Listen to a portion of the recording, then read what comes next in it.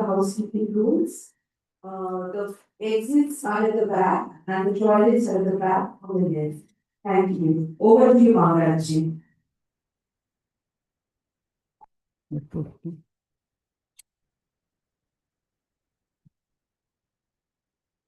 No. This is for online.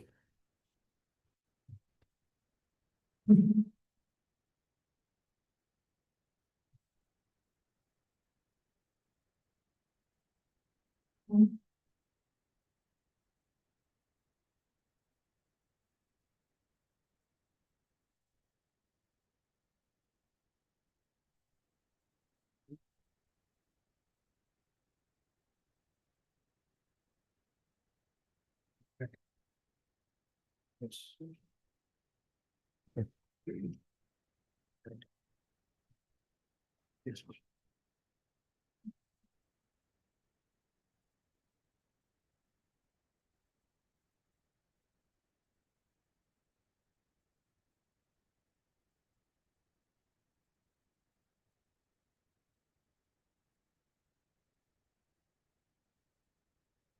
Is it auspicious time to start? Because after a good lunch, there is a tendency to doze a bit.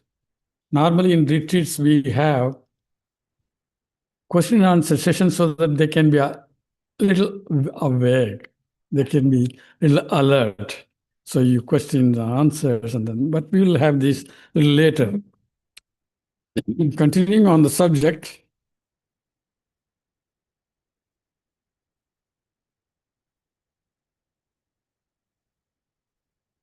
I will just go a little bit deeper, slowly, but quickly.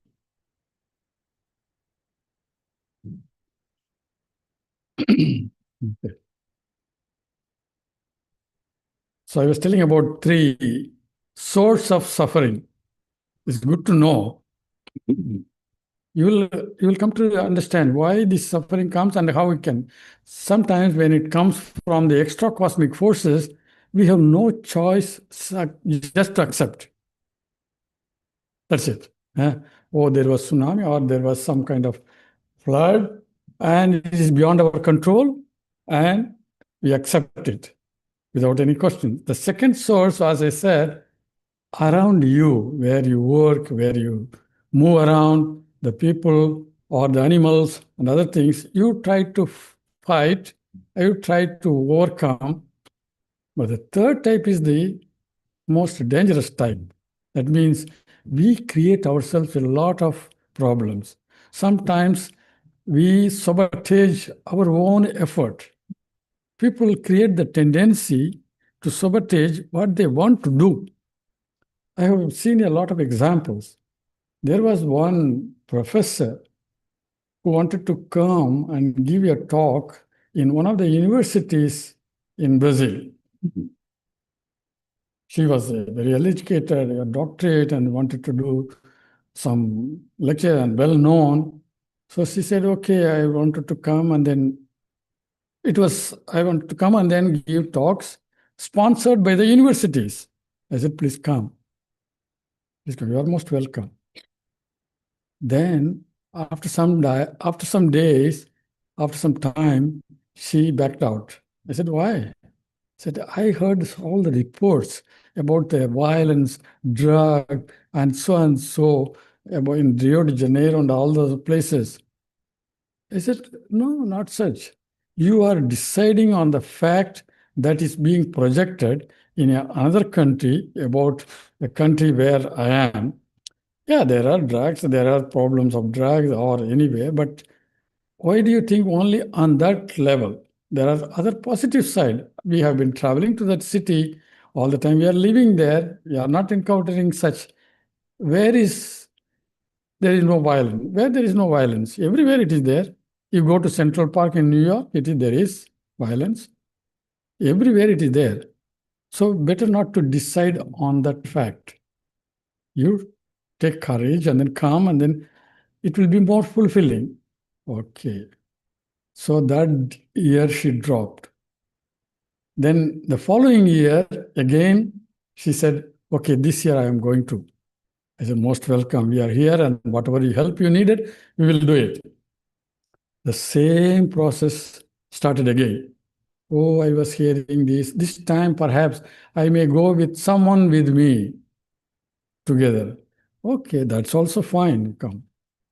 But ultimately, it did not work out. She backed out. On one side, she liked to go, travel, meet the people, and give the talks. And the subject, she is a master in that subject, etc., etc. But it did not work out. And then I said, you are slowly creating a system of self-sabotage, which is not good. Today or tomorrow, it will affect you. I mentioned this. I said, no, no, okay, this time also, second time also is gone. The third year, she said, this time I am going to do that, but always she put a but, and this is a problem. This time I will try. When you say I will try, that means you are giving a doubt for your efforts. You may do, or you may not do on the other side. Finally, everything was arranged, almost got a ticket, but she dropped out. Dropped out because of the fear of violence or drugs or problem that is being projected in the television, and she dropped out. I said, the beginning itself, I said, you are building up a self-sabotage process. Many people, they do it in everyday life. Without any reason, they built up a self-sabotage process, which is not at all good in daily life. Quite a few, especially the young people. Nowadays, you can find it. I find here in Brazil, sometimes you ask the boy or girl, are you continuing the subject? No, I have just stopped it for the time being. Now I am looking for another type of course. So the first type of course, gone. The second one, gone. Third one, gone. And later on, that girl or boy, they cannot proceed with any course because they are creating a self-sabotage process which will not allow you to make more. So in the order of in the Ramakrishna order, we have a process saying, whatever you begin, do it. May not be later on, you may like it, you may not, but you have done it. You finish it. You successfully, if at all possible, you successfully finish it. If not, at least you finish it to the minimum. Then you will feel success. A success brings more success. So yoga tells us, Patanjali Yoga Sutra tells us, those who practice yoga, they should have an enormous tenacity and practice. Without practice, nothing works. Suppose those who are doing yoga or those who are going to gym, if you don't practice, you don't know where the pain is there, whether your body is flexible or whether your mind is thinking one thing and you're doing exercise another thing. For example, in yoga, maybe in hatha yoga, if a person thinks one thing and then emotionally feels another thing, at the same time trying to do asana, it will not work. It is not going to work. You go to the gym and then you are on the treadmill, for example. If you are completely just going on making treadmill exercise, at the same time think about something or other thing, it is not going to produce enough result. So mind, body, and emotion all have to be united. That is called yoga.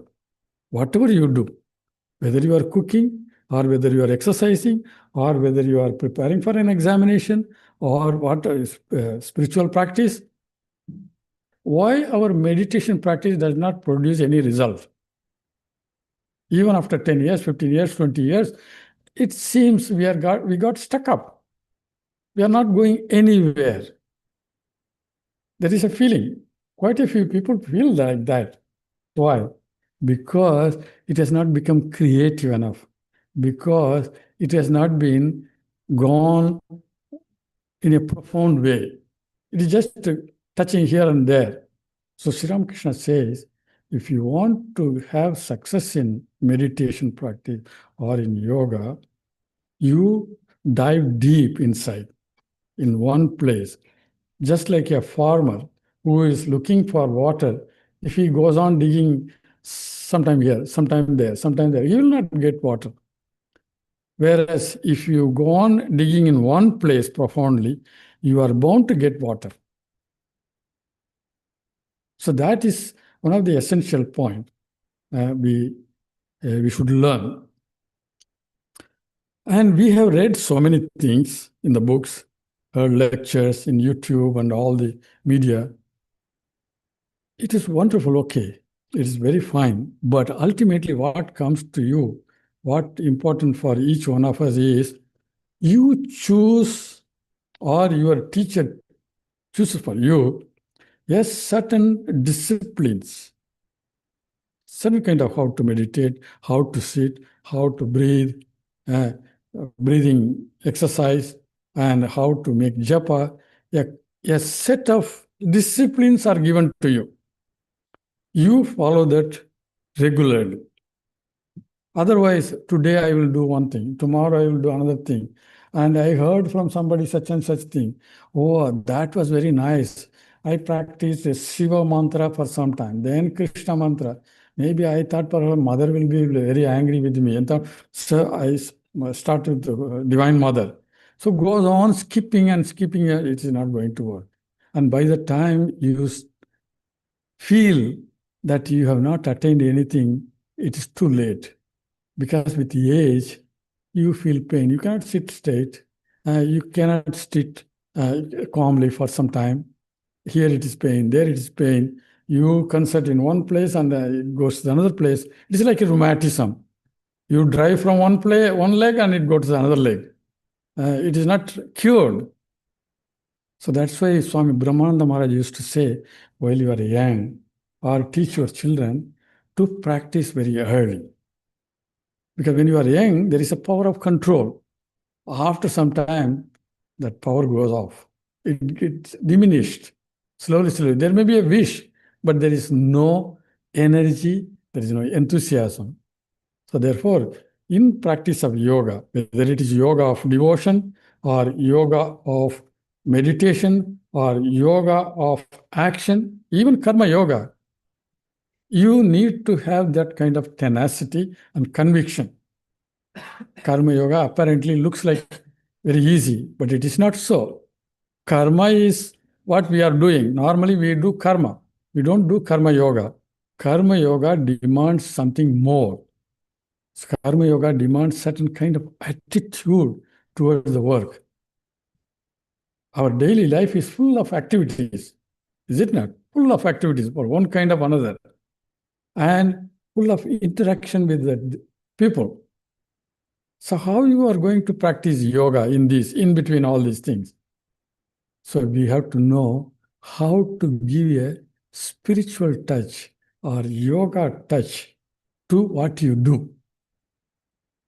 Whatever you do, whether you are cooking or whether you are working or whether you are singing or whether you are doing anything, how to give spiritual touch. Because ultimately the objective of yoga and spiritual practice is the same. It is to realize the ultimate reality. Why it is ultimate reality? I always wonder about these kind of things. Ultimate reality. Beyond that, there is beyond that, there is nothing to seek. It gets fulfilled, completely fulfilled. There is no feeling of lacking. Here we run here, there, everywhere, day after day, because there is something lacking. Is it not? Something lacking.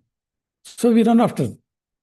Whereas a sage like Ramana Maharshi or Ramakrishna, they were not running after anything. Self-fulfilled. How does it come? In Mahabharata, there is a beautiful teaching. It says, when a person takes bath in the river of the Atman, that means the self, he merges in it. Go and merge in that. Bhishma's advice is, You go and take bath in the river of the Atman. We don't know where it is Atman, whether it is he or she, whether it is up where in the sky or where. We don't know. That is why self-knowledge is very important. Supreme important self-knowledge. Knowledge about yourself. At the bodily level, we know. At the mental level, we know something.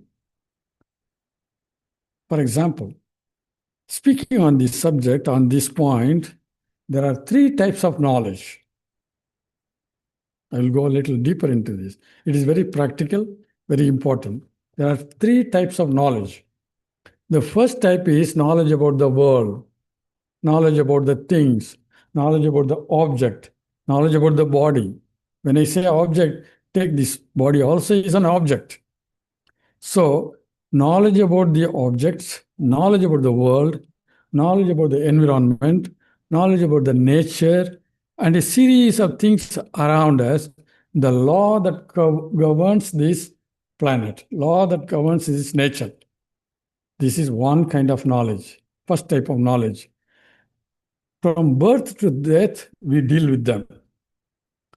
It is essential. Our education is nothing but this knowledge. It teaches you. It teaches you medicine. It teaches about sports and teaches about everything about the physical aspect of the existence. This is one kind of knowledge. It is necessary. It is not that it is useless. It is necessary because through it, you get a job, you earn money, and you take care of your life. There it ends. There is something more. The second type of knowledge is knowledge about your own inner happenings. For example, you are thinking so many thoughts. All the time there are thoughts are coming and going, coming and coming and coming. You don't know, you don't have the control over your thoughts. You want to control your thoughts, you are not able to. You want to keep certain thoughts, that also you are not able to. So where are the thoughts come from? Where is the source? It doesn't fall from the sky, but it comes from within. So if that is so, from where it is located? Where is its memory? A small brain has so much of memories. Where is it? Why do I feel at one point I feel so happy, and another point totally depressed? Why is it so? So we don't have this kind of knowledge. So those who have a little bit of this knowledge about the mind, about the memory, about the feelings, they have the chance of getting some control over themselves.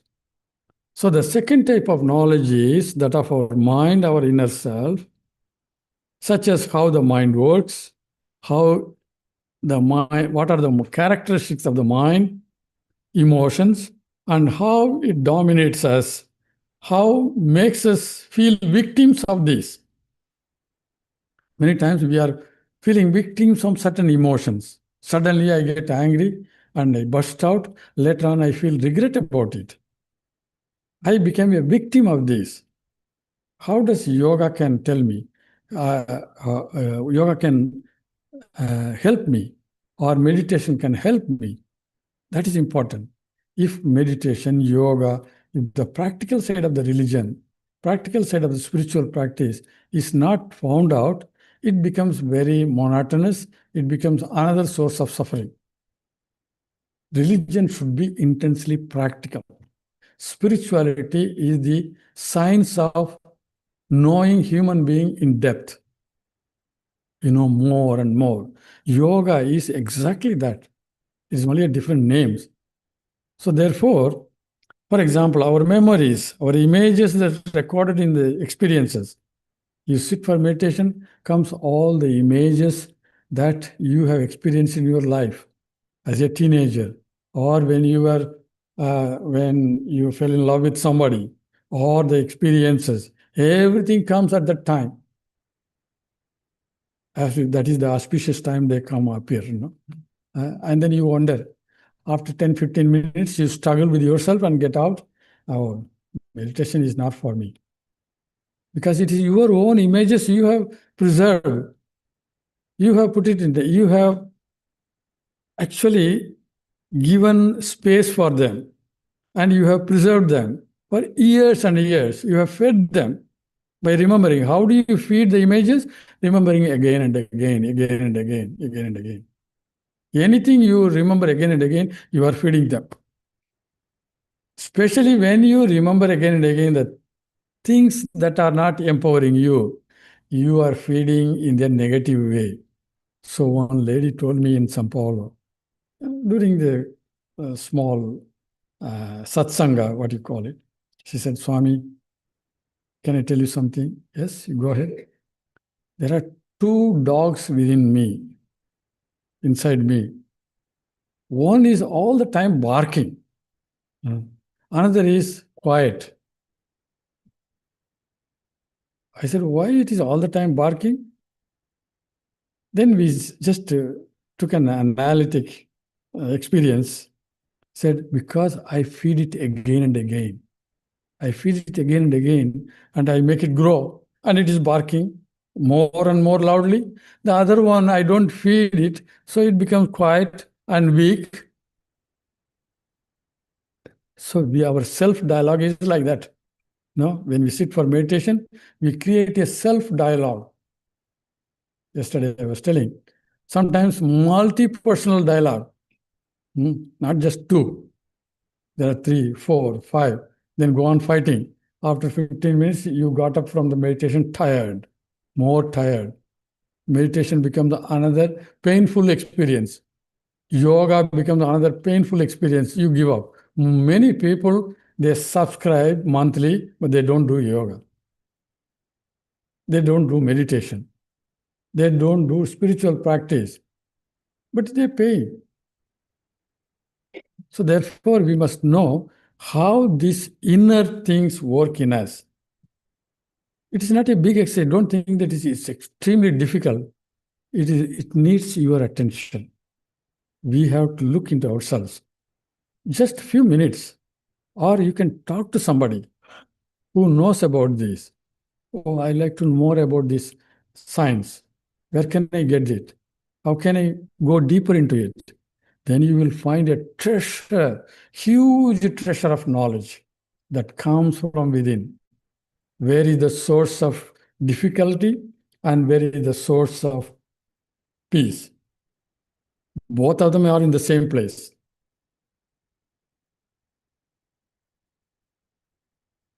Your breathing and your thinking has the same source. Just imagine your breathing, where it goes or where it stops, and your thinking, the thought, have the same source. So you control one and then you control the other. And in the process, you know how to deal with them. That is the science. So you are more and more knowledge about the inner self. I know why I'm getting angry. I know how can I reduce my anger. Next time, I don't blur out so fast. So one intelligent girl, she came in 2001. She was working in a multinational firm. She said, why I'm giving an example because it explains more clearly what it is. So that's why I like to give as much as possible examples from my own experience, life, and interaction. So this girl, and she said, Swami, can I talk to you something very serious in my life? Please, let us go. See, I am a lawyer and I work in a multinational firm and we have good business, but the difficulty is my colleagues always feel that I blur out and I sometimes shout at them. I become very angry at them. They don't like this. So I like to deal with how to deal with the subject. I would like to know. So we talked about 45 minutes, 50 minutes. And I gave some hints, and he was a serious person. So he took it easy, seriously and went back. So every month she used to come and then just talk about the subject further and further. 6 months later on, she said, uh, can I pass on your telephone number and contact your information to some of my colleagues? What happened? I don't know myself. They asked me that how I became so quiet now, dealing with them more gently. I myself don't know, but it has happened. And they asked me, I said, can you explain it a little more? I put it in a question form. Previously, when you came first, how often you used to burst out or shout? Say, for example, every 2 hours, every half an hour. Oh, very often, every half an hour, every 20 minutes, I used to burst out, and these people are afraid of me, and I also don't like it. Now, now, of course, every 2 hours. Yeah, every 2 hours, every 3 hours, I burst out. Oh, that's a great progress you have made. Yeah. That is how they understand, they perceive there is a change in that person following certain disciplines and they want to know. So, like that, it can happen in our house.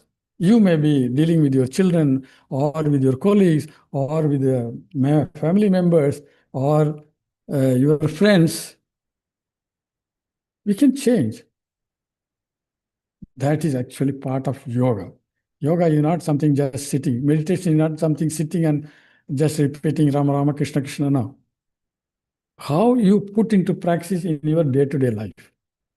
And then see the result. If the result is good, go and repeat it. If the result is not good, there will be somebody who knows about it. Go and ask for it. So the second type of knowledge is this knowledge about your own mind, about your emotions, how you registered. And those who have a reasonable knowledge about this aspect, they have a chance of more calm, more quiet, at the same time more clear and more efficient. Now comes the third type of knowledge. The third type of knowledge is knowledge about our own true nature. The whole of religion, the whole of divine incarnations, they talk only about this. Your true nature is Satchidananda. Your true nature is this. We hear day after day, month after month, year after year, maybe life after life, but it doesn't go deeper within to make a change and then say, yes, I know it now. It doesn't, because of certain things, because it is not becoming a life force in you. So the third type of knowledge is about our own nature, largely unknown and sometimes looks strange, infinite. I was also studying the word infinite, infinite, infinite. I thought, I thought maybe the long infinite, maybe the height infinite. In linear terms, we think. No? One day it stuck. No, it is nothing to do with the linear terms. It is just not limiting. The tendency to not to limit. Our mind is naturally limiting. Mind is nothing but limits. It starts one place and it ends another place. It starts at one time and ends in another time. That is mind. The nature of the mind is limited. So break this limitation, then we understand what is unlimited. So Patanjali Yoga Sutra says in one place, very interesting. He explains about ego. What is ego? Sometimes we have no answer for this explanation for this ego, concept of ego. Ego is like this, ego is like that. We have no clear answer. Where do you find the clear answer for the word ego? Patanjali gives one of the beautiful examples. That which is infinite thinks it is finite, is ego.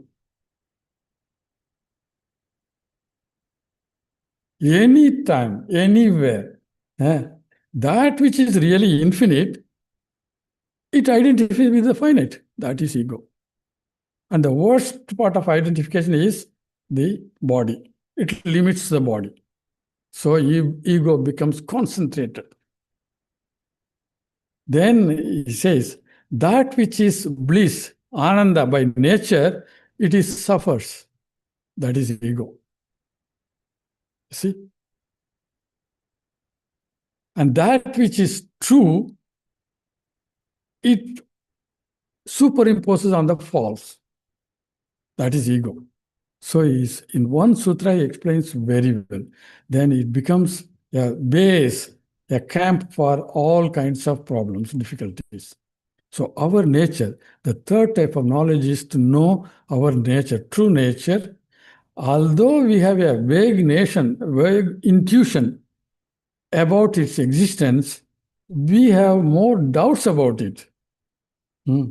If I tell you that your nature is like this, you may hear it, but it doesn't make any sense.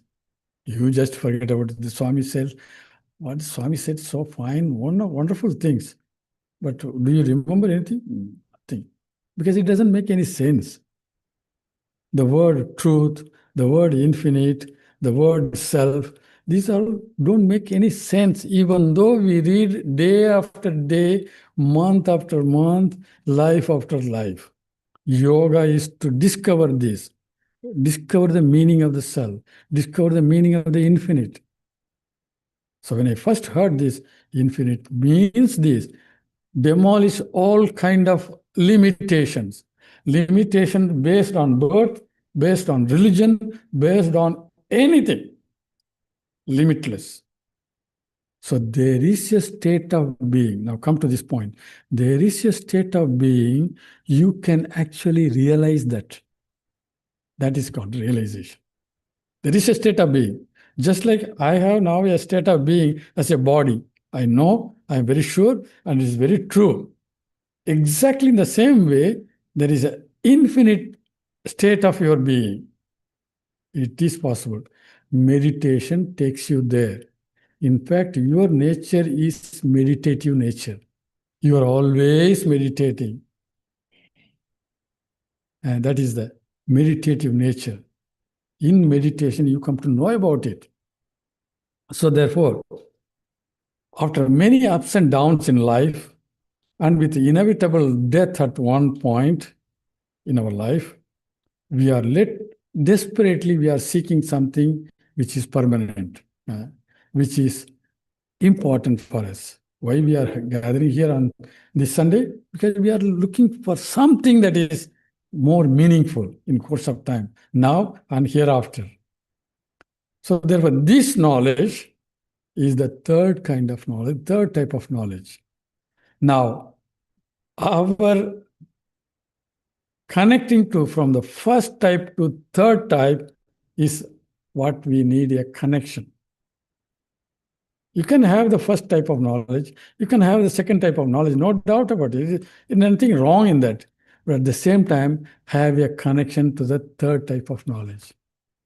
At some way or other, either through meditation or satsanga or doing spiritual practice or doing yoga, I spend some time, 20 minutes, 30 minutes every day, this third type of knowledge. I don't know what it is, but I like to know more a little about it. Infinite, I have no idea of the infinite, but I like to know the meaning. I know the Ananda. Ananda is normally knowledge, normally bliss. No, Ananda is bliss. No, there is much more than that. Happiness. There are various types of happiness. There are 3, 4 types of happiness, you can say.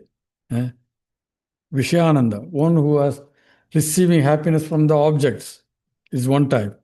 Then a person sings with all devotion, another type of happiness. Then a person goes deep into the self, that is completely another type of happiness. There are various types of happiness. So therefore, the more you know about yourself, the more you become calmer, more you become quieter, and you more integrated and more resourceful. Resourceful. Yoga at every level empowers you with resources. This resource we need. We need at the physical level, mental level, emotional level, this resource. This finding the resource is yoga. How can I do that? In everything I do, I am engaged fully in the activities, but can I have some indications? Suppose I start a work, for example. What do I do? I used to do the work and then finish up. No. Just before starting the work, you remember, you pray, remember, just for a minute, for example, what's your objective? What's your idea? And what for we are trying to, what for I am working. So remembering who is doing, and it's a wonderful way of who is really doing. But I have to be successful. Am I the only person responsible? For example, this meeting is successful. I am the only person responsible? No. I am one among the many persons who have made it responsible, successful. The chairs, the walls, the hall, the microphones, the good food, everything contributes. And then it becomes successful. So therefore, we should be aware. That is called, we should be aware. It is not enough to have two eyes. So Sri Ramakrishna says, when a person practices yoga, especially, he doesn't put the word yoga, I mean, he makes on spiritual practice more. He says, when a person goes deeper into meditation, he develops a mind's eye. This is physical eye. The mind's eye opens. When the mind's eye open, you become very aware what goes on. Not only the eyes that are seeing, the mind's eye can see in many ways. He doesn't stop there. Then he says, when you enter into samadhi, a divine eyes open. Beautiful, wonderful concept. Divine eyes open. Who will explain to us these mysterious things? What he experienced, he is sharing with us. When the divine eyes open, you don't have to worry. Everything is taken care of by that force. Until then, we try our uh, uh, pathway. So therefore, mind's eye, there are mind's eye. We don't know what is mind and what is eye also, mind's eye. It comes out of the purification of the mind. All the practice of yoga, all the practice spiritual disciplines, one aim is to purify your mind and heart. Now come to the another word, purification. What is this purification? Jesus says, be pure in your heart and the reality will be revealed unto you. Be pure in your heart. Again and again we say purity of mind, purity of heart. What is this purity? Think about it. Because words of the great masters have profound meaning. We don't know. As the days go, I feel every word of the Gospel of Sri Ramakrishna is pregnant with full of meaning. You don't have to read page after page. Just a few phrases sufficient to contemplate, to go deeper into the existence. It reveals that the power of the words that come from the great masters have the power to awaken you. That is yoga. Yoga really can take a person from where you are to the highest level. So therefore, we should connect from the first type to the third type, to the second type to the third type. This is called connection. This connection requires a little bit of remembrance. So we go with the remembrance. Remembers what? Remembering what you have read, remembering what the Guru said, remembering what the Master said, remembering what the great Master said, or remembering what the Scriptures said. Without remembrance, nothing happens. because I have forgotten. Certain things you can forget easily. It is to be forgotten. If you remember everything, what will happen? It will be a big, big problem. Better sometimes you forget, but there are things that to be remembered. So remembering the first thing. Then the second thing is remembering about what? Especially remembering about the third type of knowledge. They told me, you are Satchidananda, infinite, this, that, but I don't identify myself. Swami Vivekananda gives one beautiful type of meditation. He says, even if you don't know, try to identify yourself that you are the Atman. Instead of trying to identify all the time you are the body mind, try to identify. Even if it is mechanical, you do it. One day it will make sense, he says. It is meditation in the reverse. You try to identify you are the Atman. If that is so, this body, that Atman is using this body, using this mind to have certain experiences, to do good to others. So the reverse meditation comes. So I'll give you an example how we identify.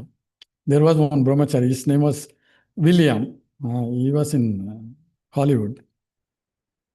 They used to call him Bill. The Swami Swahananda Maharaj used to call him, "Hey, Bill." So he used to come. Now he got brahmacharya, Diksha, brahmacharya initiation. His name was changed to Shiva Chaitanya. So after brahmacharya Diksha, he was sitting in one place, and Swami Swahananda ji, a disciple of Vijnanandaji Maharaj, a great soul, he was telling, "Hey, Bill, come." No answer. "Bill, I'm calling you, come." No answer. Then he said, "Oh, Shiva, come." Immediately he said, "Oh, then I called you, Bill, you did not come." "No, I am Shiva now. I'm not Bill anymore." You see, simple. Identification is simple, but it makes sense. It makes sense. He is identifying that he is Shiva, not anymore that William or Bill or anything. So, like that, we have names, but we know the meaning, but we don't identify. Apurva, for example, apurva. One word in Bengali, it is so common to say apurva. When it's extremely nice, extremely wonderful, extreme to everything is apurva. Eh? If that is so, how can I make it myself so apurva? How can I make it myself Krishna? How can I make it myself or anything, John or whatever it is, Pedro, whatever it is, Peter, whatever it is. So therefore, the words have some meanings. Why I'm telling all these things, there is a hidden meaning. We can realize it's not something extremely difficult, but if you try, we get. So this connecting, I'm trying to connect to my name. So once I was with Swami Bhuteshananji Maharaj. We were just taking signatures, and then he said, "Who gave you name Krishnamurti?" I said, "Only you have to ask my parents, I don't know." Uh, Krishnamurti, Krishna. But you are not that blue or black. He was telling me, "You are not that blue or black to say Krishna." See? So he was trying to find out the meaning of the word, why they give this. So our connection is very important. Connect yourself in some form or other. That is one. The second hint to connection. Now, bodily, each one of us is different. In thoughts, each one of us different. In emotions, each one of us different. In style of life, each one of us different. In many, many things, in almost everything, we are different. Is it not? Is it not? Raise your voice. Otherwise, I will be go on telling you. No. Each one of us is different. Okay. Okay. Say yes, all of you together. Yes, that is all the manifestation of energy. It is there. Don't make it dull. Okay. Now, is there any point where we are all connected? Just think about it.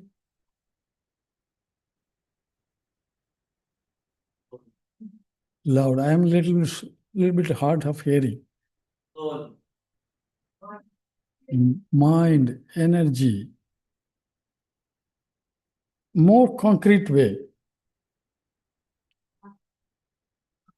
Oh, Atman, you are putting a word which nobody understands. No, no, no. No, simple. The same air we are all breathing. Simple, most simplest. You have not brought your oxygen cylinder. I have not brought mine. But all of us breathing the same air. In that we are all one. Just you see how a wonderful fact is hidden. The space. We are all participating in the same space, partaking the same space. You have not brought yours, I have not brought mine. So the Divine Mother has already spread out so much of things where we are all united, where we all can be connected. If only you remember this for a few minutes every day, already you are practicing the profound yoga. There is no need to go on exercising and this and that. Simple fact. The life energy, she said, energy. The life energy, that is prana. We are all the same prana. The cosmic prana is manifesting. You are taking a little bit, I am taking a little bit, and using it in so many ways in our thinking, in our action. So the same one prana, cosmic prana, is acting in everybody, not only human beings. Then you extend this to the animals, to the other insect, to the trees. The same consciousness, the same prana is manifesting in everything. That is why this planet is full of life. The planet knows only life. There is no death in it. Planet creates and then withdraws, but it lives. So life is so precious because of it. We have got this life to understand this. Somebody asked Ramana Maharshi, why I am born? What is the purpose? To know this, he said. To know the purpose of your birth. Therefore, our life is very precious. After many, many lives of austerity, we are given this human body, Shankaracharya says. Having this human body, don't lose it. Don't lose the chance. You have a teacher, you practice it, and see the change here and now. Other two words which Vedanta tells, here and now. Don't leave it for the next life. Enough, we have done so many times, maybe. And I want to know here and now. If there is a soul, I must realize it here and now. That is spirituality. That is yoga. That is religion. That will give you enormous strength. Even if you want to get more dollars, you can use this knowledge because that is a source of fundamental knowledge. It gives you strength. So therefore, this connection from the first or second to the third type, and this connection that Divine Mother has given such an enormous energy. Our ancestors used to wake up and look at the sun and then salute. Our ancestors used to go to the river and take bath, and with that river water, they used to worship. There is a sense in it. We cannot dismiss this. It is a very simple fact. Our daily life can be practice of yoga. There is no need to have extraordinary things. It's a question of how you know, how you give a touch to the karma yoga or bhakti yoga. For example, when you develop this, then every moment becomes precious. precious because you are living. So in Brazil, we used to make a little fun. For to be happy, there is no need, only three words. I am still here. I am still here. And that's enough for to be happy. How you need to be, I'm still here. Eu ainda estou aqui. And there is I think there is a film or something like that. That is a different thing, but I'm still here. Enough to be happy, to be joyful, to be grateful. Now, when I make this connection, there comes a beautiful sentiment, very beautiful sentiment, very wonderful sentiment. You can practice it. Our gratitude to all the richness the Divine Mother has given to us. You have given this knowledge. You have given this space. You have given this air to breathe. You have given so much of richness. Before I was born, your mother is already ready with milk to feed me. See, we don't know.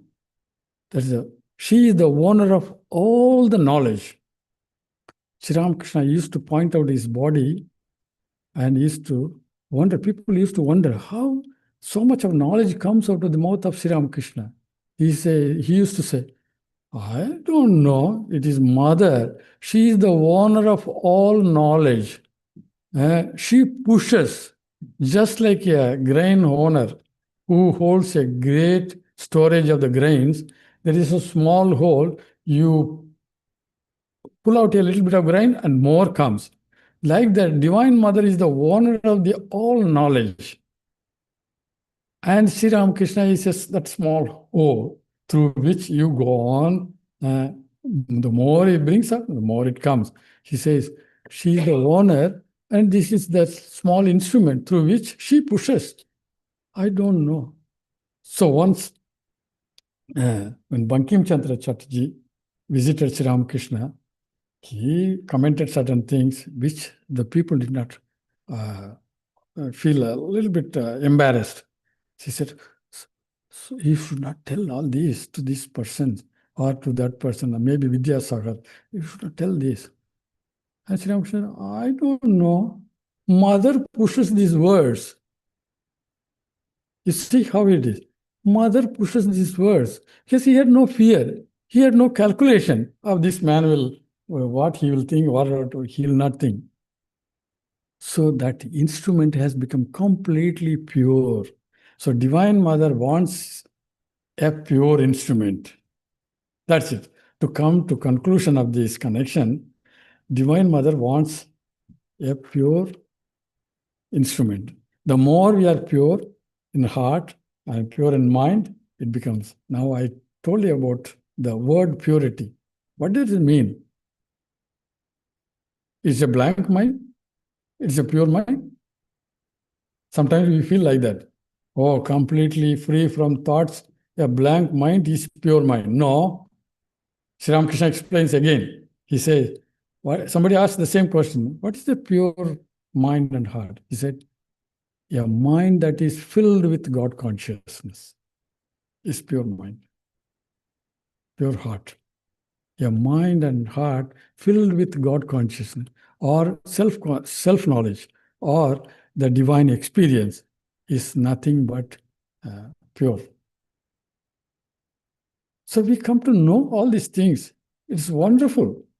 It's a great blessing that we are here and these masters have given to us all this. We should not waste our time and energy on things that are not useful to us. So therefore, connection and as a consequence, gratitude. Every time you make the connection, you feel grateful. You feel grateful.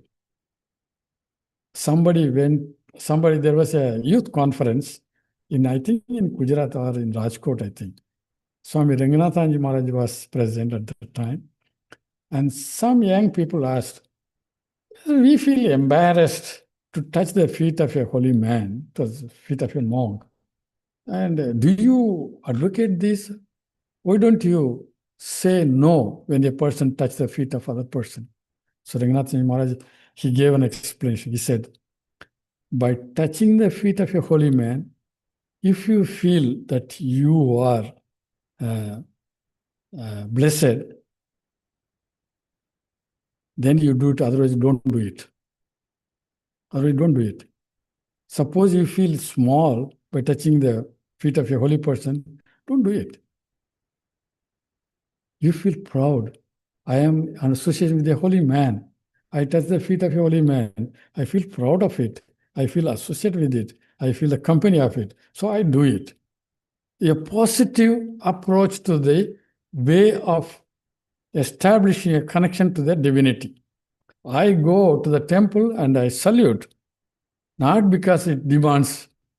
Sri Ramakrishna did not demand anybody to come and then serve or do or this, nothing. Ramana Maharshi was sitting with a small piece of loin cloth entire life. He did not demand you must all come to me and then say nothing. We are running behind them. So therefore, there is a great meaning behind this connection. As a consequence, gratitude. In everything I do, I went there, I feel grateful. Now I feel proud. I feel more dignified by saluting a person, holy man, or by saluting the holy place, by visiting a holy place. There's nothing to hide. So like that, we have to establish connection. So first thing is remembrance. Second thing is reconnection. Reconnection is, I'm just giving only 1 or 2 points, reconnection. There is more points. I will come to one of the most important way of reconnection, still more. Then as a consequence, gratitude. In the process, what happens is you are renewing yourself. There is self-renewal. The fundamental factor in the self-renewal is freedom from the past. Freedom from the past. Who will not like to have the freedom from the past? Tell me now. I don't like, I want to be bound completely with my past. Anybody? Nobody. But there are people who will always start talking about the past. They will tell, oh, 30 বছর আগে কত ছিল, কি ছিল, 30 years ago, how it was nice, how wonderful, 20 years ago. You are talking about now, starting with the 20 years ago. We have the habit, unknowingly. How can you be free from the past? Just reflect on this. Freedom from the past is one of the fundamental thing in renewal. How can you do it? This way. No, I don't have to. Yeah, past is gone. I have learned the lesson. I don't forget the lessons. I remember the lessons, but I don't hang on to the past. Many, many people have this. In India, I have seen, among the community I have seen, মহারাজ 20 বছর আগে কত ভালো ছিল, গিয়েছিলাম সবাই এরকম ছিল, আর কথা একেবারে অনেক 20 বছর আগে। People change, devotees change, monks change, place change, continuous changes, and you expect the same thing. They don't give attention to that. Just it comes like mechanically. So freedom from the past is one of the important things. That doesn't mean that you will forget the past. You remember the lessons of the past. Lessons we learn from the past. Don't forget the lessons, but don't get tied up with the past. Free. That is why the self-renewal demands all the time. So yesterday I was mentioning one interesting incident that Swami Adiswaranand is telling again and again. Every time you free from the past, old self, a little bit of old self dies and a new self emerges. New thing. Whenever you meditate profoundly, whenever you are merged in yoga, you are a little bit changed, small change. That is daily reincarnation, we call it. No? Incarnation, you all know incarnation. Daily reincarnation. Every day. Every day a little bit change. It can be done. You can find out a new meaning. You can find out a new thing for yourself. Your mind becomes very creative. So it is not something extraordinary. You can do it. Anybody can do it. That is actually yoga in daily practice. What I was yesterday, I'm here now. The challenge is you cannot hold on to it because the past comes and then gathers again. But you try to hold on. You decide on the first day of the new year, okay, I will quit smoking, I will quit drinking, or I will quit this. You decide. But 7 days, 10 days, again the same thing comes because of the lack of willpower. Lack of willpower. We don't have enough power. We have not developed that power. That power comes one side from within, another side from the grace of God, grace of the Almighty, or grace of something higher power. Now, another way of connecting, I will tell you, very interesting. I don't believe in God. Okay. I don't believe in personal God also. I don't know impersonal God. That's also. But do you believe something, a higher force working? Do you believe? Yes, of course. Nature, very powerful. Very powerful. It can destroy anything at no time. A boat can go to the third floor of the building. In tsunami, you have seen the pictures in Japan. The boats and the launch service, they are all in the fifth floor of the building. Unimaginable. A higher force is there working. Who is controlling?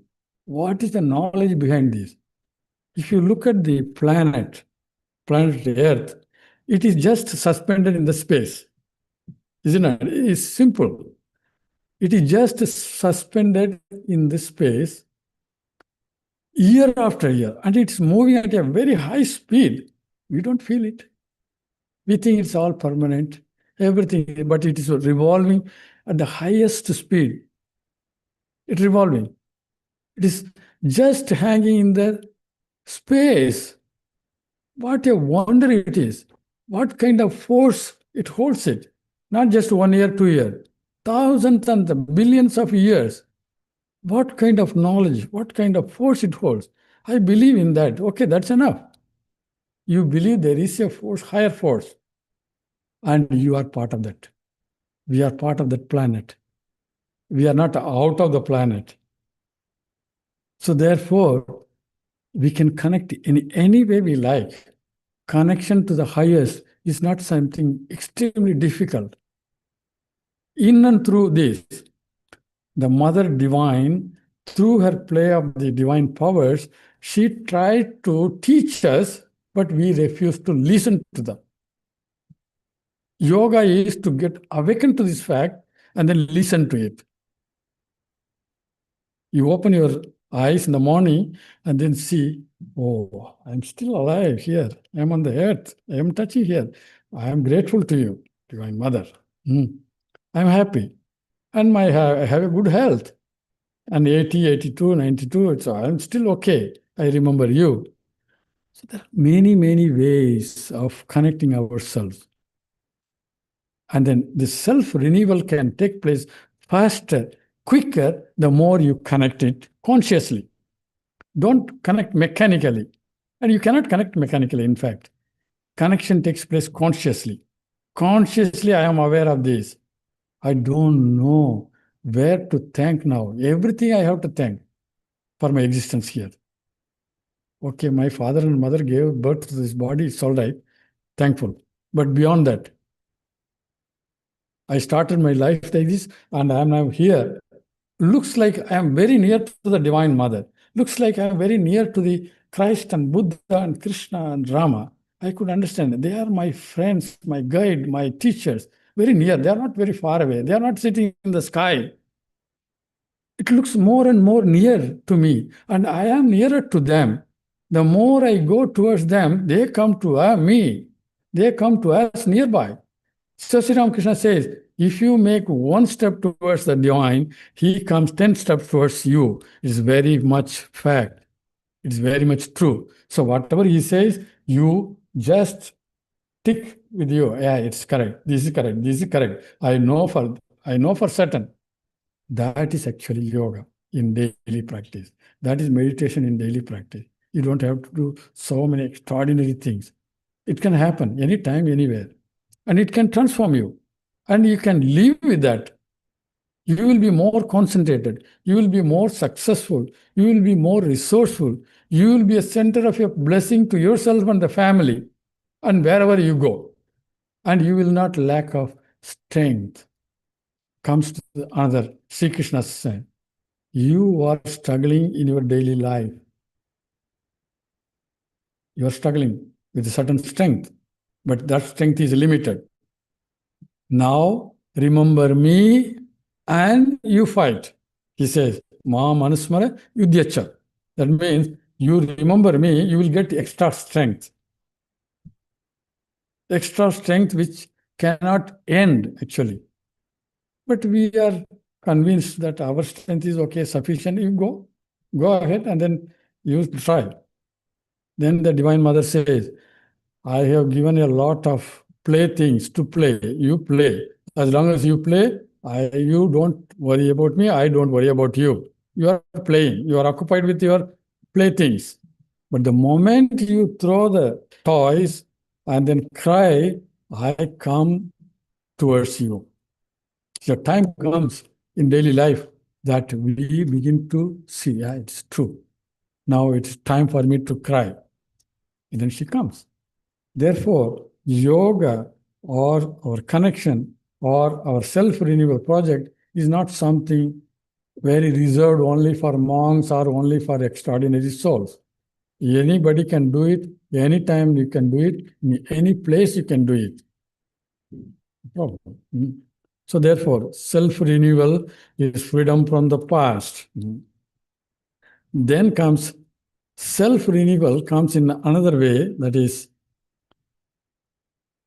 the more our conscious doing, consciously whatever you do, consciously if you do, it gives a different feeling. Even putting the shoes or organizing your things, consciously do it, not mechanically. Not mechanically doing the japa, it doesn't work. You become tired. But consciously you do your japa. Consciously you do your Tai Chi Chuan or yoga or Kung Fu or any practice that you do it consciously. That means with full attention. In Buddhism, they call it mindfulness. Mindfulness means full of mind there. Not just doing exercise and thinking one thing and feeling another thing. No. Mindfulness. Whatever I do, I work completely concentrated on the work. Before I start the work, I just remember. And I do consciously all entire work. At the end of the work, each work will produce certain result. I will, if at all I can remember, I will dedicate the fruit of the work at the feet of the Lord, my chosen ideal. Finish. You are already doing karma yoga. You are already cleaning your mind. You are already cleaning your heart. You are already preparing ground for receiving the flashes of the highest. You don't have to bring the God, you have to bring the flashes. No need. Just prepare the ground. Ours is to prepare the ground and things come automatically. A time comes, you don't make any effort. No need to make any effort. It comes by itself. It comes in flashes. You come to know what a wonderful feeling it is. It just pushes you to deep inside the utter silence. It starts with a circle of the silence around you. Then you feel wonder, what happened? What is happening to me? Then slowly, you are pushed into deeper silence, and still it's marvelous. And finally, complete silence. You don't need to create that. It is there, only you clear the pathway. So therefore, ours is to clear the path. Then things will happen. It is closed. Now the light doesn't come. Just to remove the curtain and the light comes. You don't create a light. So similar is the case. You don't have to create a God, create a something, a self-knowledge, nothing. Only you prepare the ground. The preparing ground is yoga or self-knowledge or meditation process. And you can do it every day because you cannot avoid work. I am fully occupied. I have no time to japa meditation. People complain. I don't agree with that. You can find a way out how to transform this work as a meditation. I'll give you another wonderful example from the great master, Swami Madhavananda Maharaj. He was the general secretary. General secretary means CEO, no? More or less you can say, CEO. So he was the general, he was the Holy Mother disciple. He and his brother both were Holy Mother disciple. Madhavananda Swamiji, Madhavananda Maharaj was so pure soul. He used to take bath in the Ganges, and along the way, he used to walk to his room. On both sides, people used to stand in line with reverence just to feel the purity of the soul. You can visualize from the Ganges, Holy Mother's Ghat, he comes towards his room with wet clothes. People used to feel gathered together just to see the presence.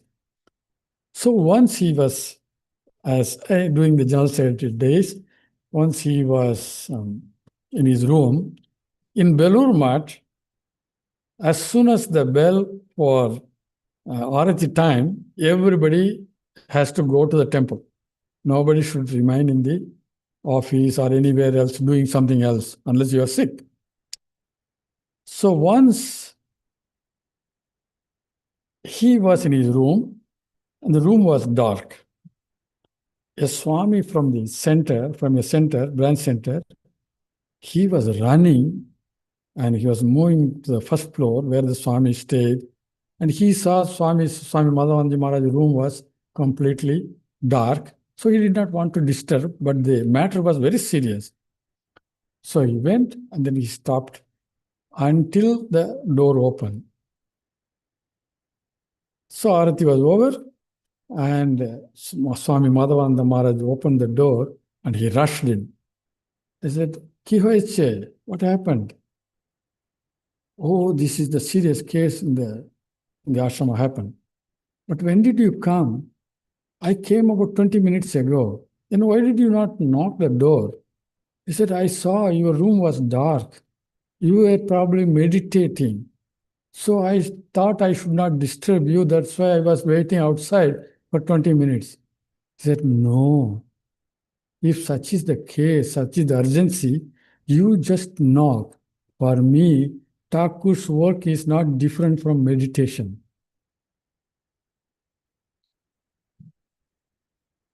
You see? So work is a dynamic meditation in dynamism. That is it. So we are all dynamic. We can make the work in a dynamic meditation. That's what Buddhism also says. Thich Nhat Hanh, a great master in Buddhism, he interpreted it. While you walk or while you move, while you work, you can transform this. That is yoga. Yoga in dynamic way. Not necessarily you have to be separate. On everyday routine, we can transform our life into a kind of yoga, a kind of spiritual discipline. Is not something difficult. It's a question of trying to do consciously, trying to do things in a way. So therefore, the point of renovation, reconnection, and remembrance, they all linked one to another. Re-establishing is a little bit tough job. Let us do the first three and then see the result. Automatically things will be taken care of. So I am going to tell you some kind of a little more simple things. You all like shopping centers, You all like supermarket. Like, why? Everything organized, is it not? Everything organized. You can close your eyes and take, oh, this is the thing I want. This thing, everything's beautiful, organized, everything. And you also like the way in your house, everything should be organized and it's in place. That's fine. But have you ever thought of organizing your mental space? Your space outside you organize and should be like this should be like this, here should be my clothing, here should be like this. But you have a mental space, enormous mental space. Have you ever thought of organizing the mental space? Look at it. I thought about it. My mental space is chaotic. It's full of cluttering. So many things. I wanted to throw away certain things, but it is not. I'm not able to. So mental space is completely cluttered. Physical space you have organized. What about your mental space? Yoga is organizing your mental space. Organize mental space. Just to give an example, a little more explaining. It, just visualize your mind is like a basket, okay? Big basket. And in that, so many things. Who has kept all those things? You yourself. Now you want to take away certain things, and you are not able to. And you want to put some things, and there is no space. There is space, but the more you put it, and more it has become cluttered. So think about organizing your mental space. It's a beautiful concept, is it not? Very important. Those who are practicing spiritual disciplines, those who are practicing yoga, they should think about at the higher levels, not just doing things mechanically. Oh, এটা হচ্ছে না মহারাজ, আমি তো চেষ্টা করছি, বসলে ঘুম পেয়ে যায়। As soon as I sit, I immediately feel sleepy. Yeah, it's natural. There's nothing wrong in that. Patanjali says already, Patanjali has seen what you are going to experience. He has already seen it. He said that is the first obstacle. You sit for meditation, immediately you feel sleepy. The first obstacle. So how do I do that?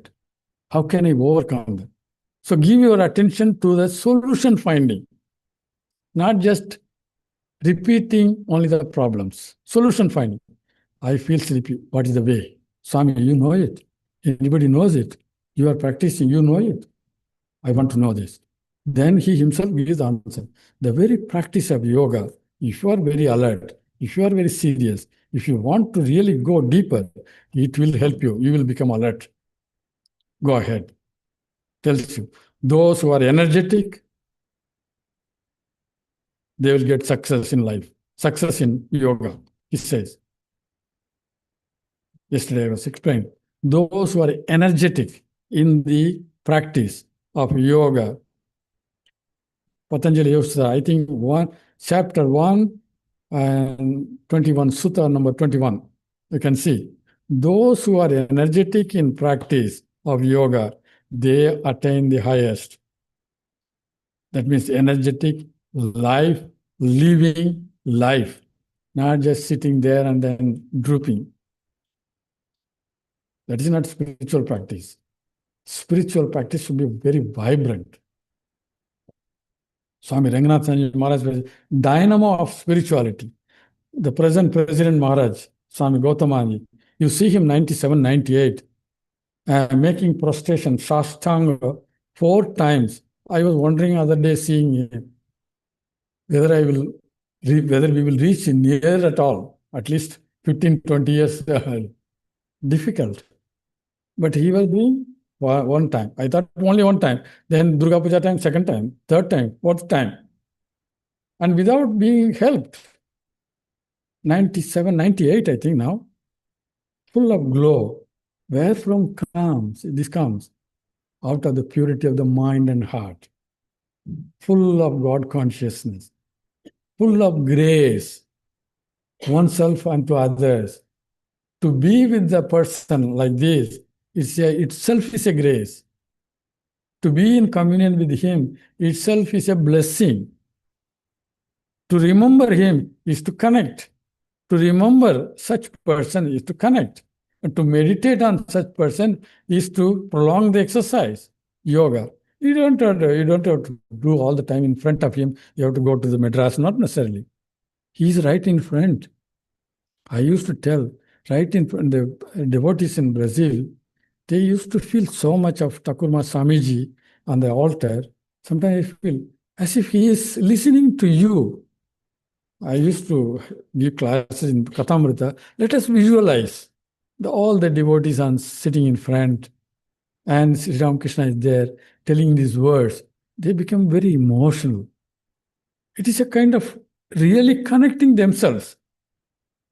Certainly, Sri Ramakrishna will bless these people because you are already connecting his presence, connecting your chosen ideal. Maybe thousands and thousands of miles away, but he is not away. He is in your heart. He is outside the heart. So therefore, one can have all these. Therefore, when I'm speaking about the mental space, try to organize your mental space. It is a very funny exercise. You try. Okay, my mind has this kind of things. I want to get rid of this. Let us see how you will get rid of. Don't feed which you don't want. Don't repeat which is gaining more force. The other way, just the other way. Just again, Patanjali Yoga Sutra says, how to get rid of those things which I do not want. He says, do the contrary things. Do the contrary. Suppose you are angry with some person and you want to get rid of this.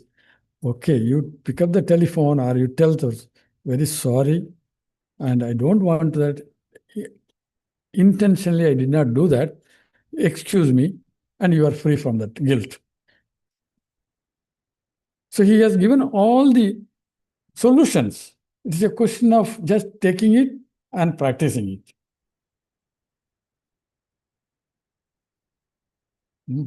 So therefore, organizing mental space. I always connect this. If I do whatever things on the physical level, how can I do it in mental level? And I think why people go on talking, just like me, talking. Then I find not only human beings talk, animals talk, the insect talk, even the ants when they move, one ant meets the other ant and then goes. Have you observed these ants? So there is a communication. So communication is essential of existence. Now, just put together everything and then you come to this conclusion. Communication is essential of existence and the existence wants to communicate. Existence itself wants to communicate and it needs an instrument. Here is the human being instrument, there is an animal being instrument, there is an ant instrument, there is another instrument in the form of tree. Trees communicate.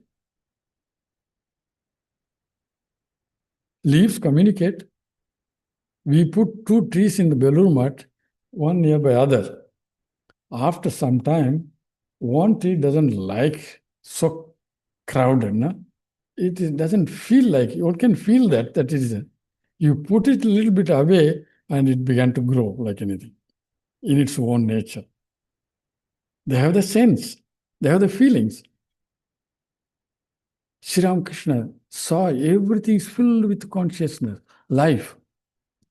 One day he was lying down on the bed and then devotees were sitting. Suddenly he got up and he said, you please go and see anyone is jumping on the grass outside the temple of Dakshineshwar. They went and saw one fellow was jumping one after another, jumping one step another very forcefully. And Sri Ramakrishna said, I felt pain in my heart as he jumped. That's why I woke up immediately and I told you to see that. Another example, Sri Ramakrishna, Swami Vivekananda was sleeping with his brother monks in Belur Math. One of his brother monk woke up and saw there was no Swamiji there in the bed. And he was walking up and down on the ground, to and fro on the veranda of the Swamiji's room. So finding that his brother disciples saw there may be something, he is very worried about it. And he asked, Swamiji, did you not get any sleep? Yeah, I was sleeping, but something has disturbed me and I woke up. What is it? Somewhere in pointing out a certain direction, northwest, there is some kind of earthquake, calamity, natural calamity. People are suffering, and I felt suffering. That's why thereafter I could not sleep anymore.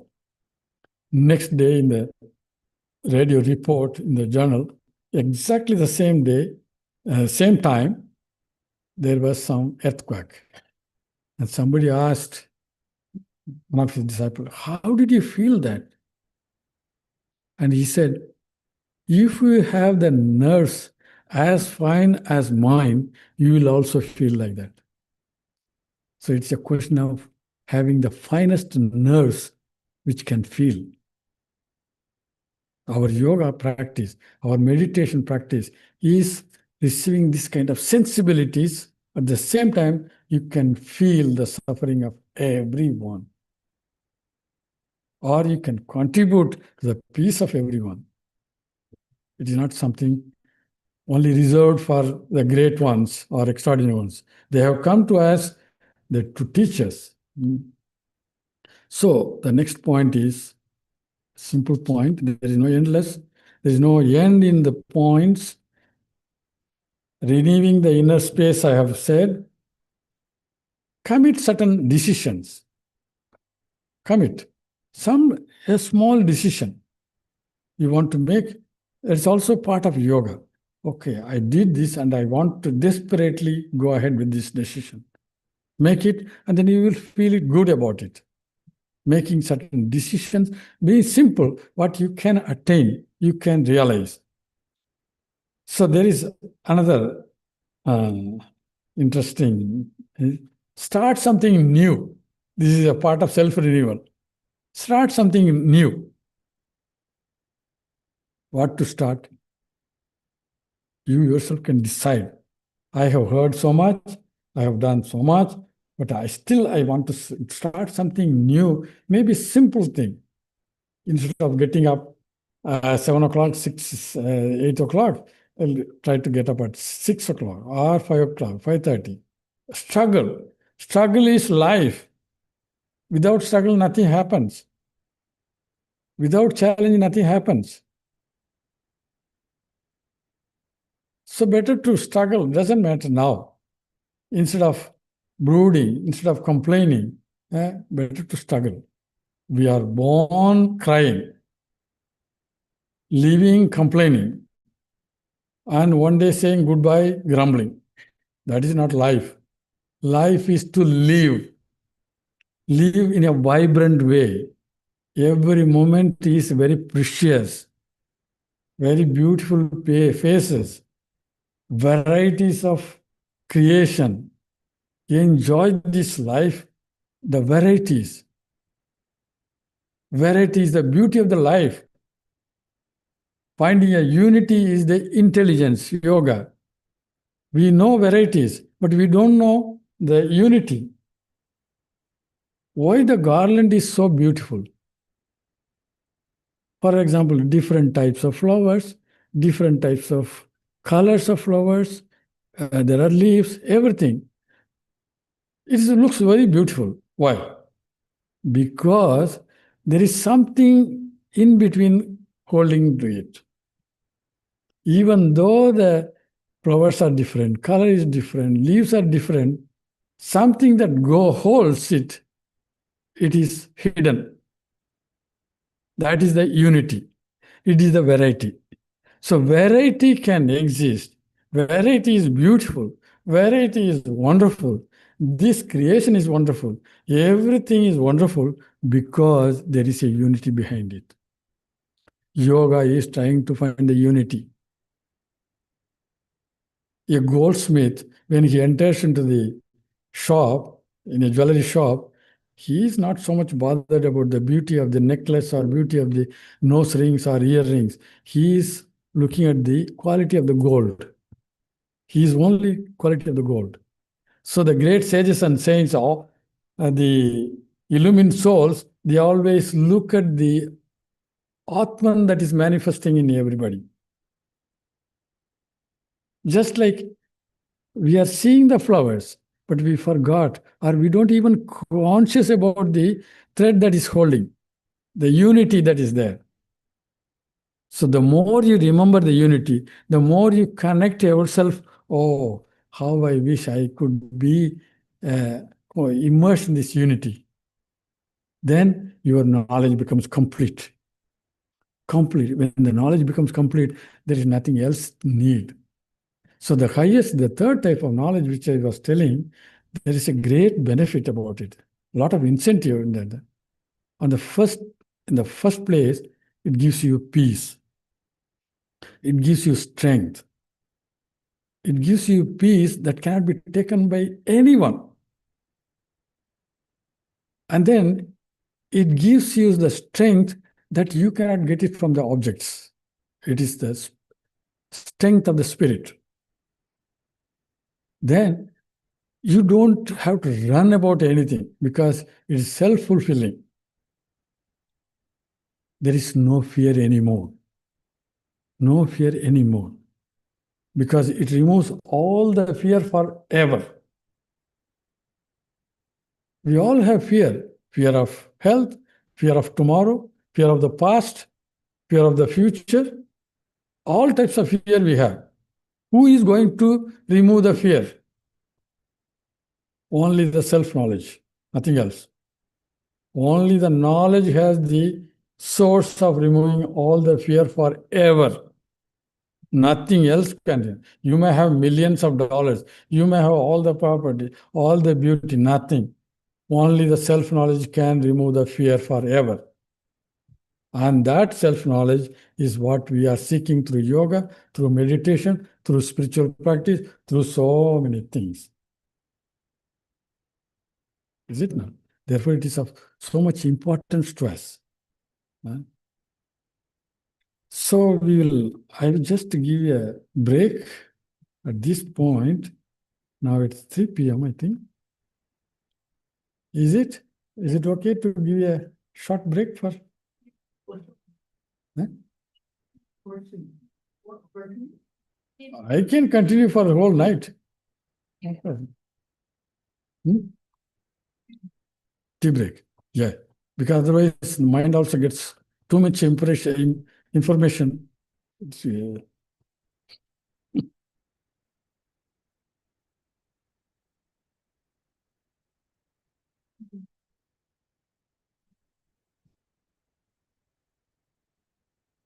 Next, when I come back, I will do one thing.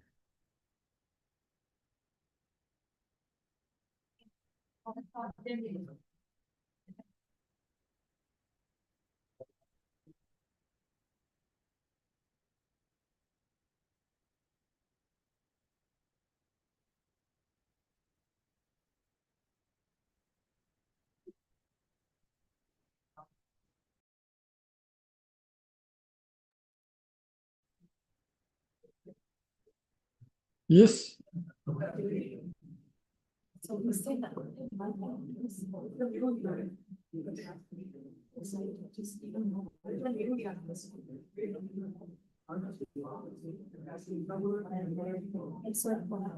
just announced it Tuesday. I'll just use this. You can announce it.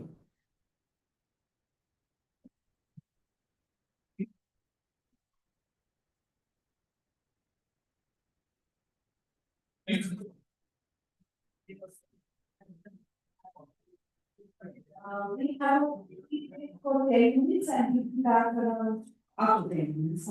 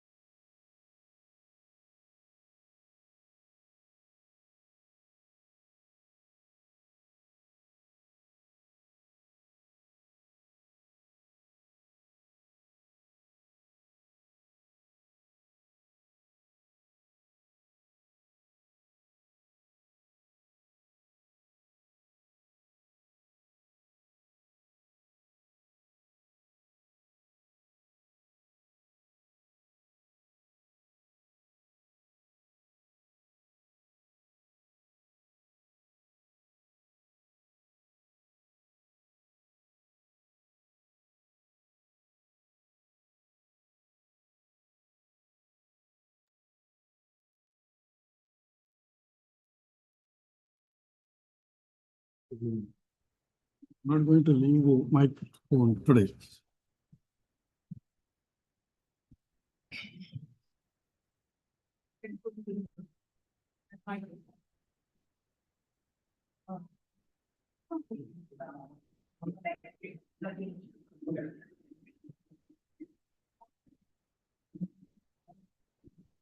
Thank you. I now invite the audience to present their questions to Swamiji's, and if you have a question, please come. Wait. Take the mic and ask the question. You'll- Okay, all right. It's now 3:20. In 10 minutes' time, I'll just take up, and the rest of the time, we'll have the question and answer. I am going to ask you questions, and you are going to answer. It is not that you will ask me and I have to answer.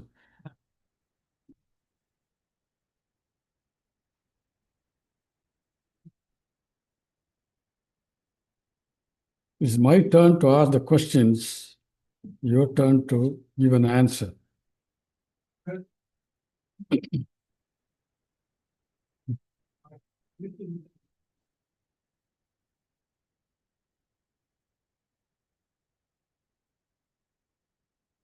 So I think I have given you enough ideas. I just wanted to try to wind up, even though there are many ideas more. But one of the important points that I would like to just quickly say to you, and how to connect and how to remember or reestablish. That means simplifying our notion about ourselves. That is educating ourselves, me and myself, or in a simple way, demystifying the ego.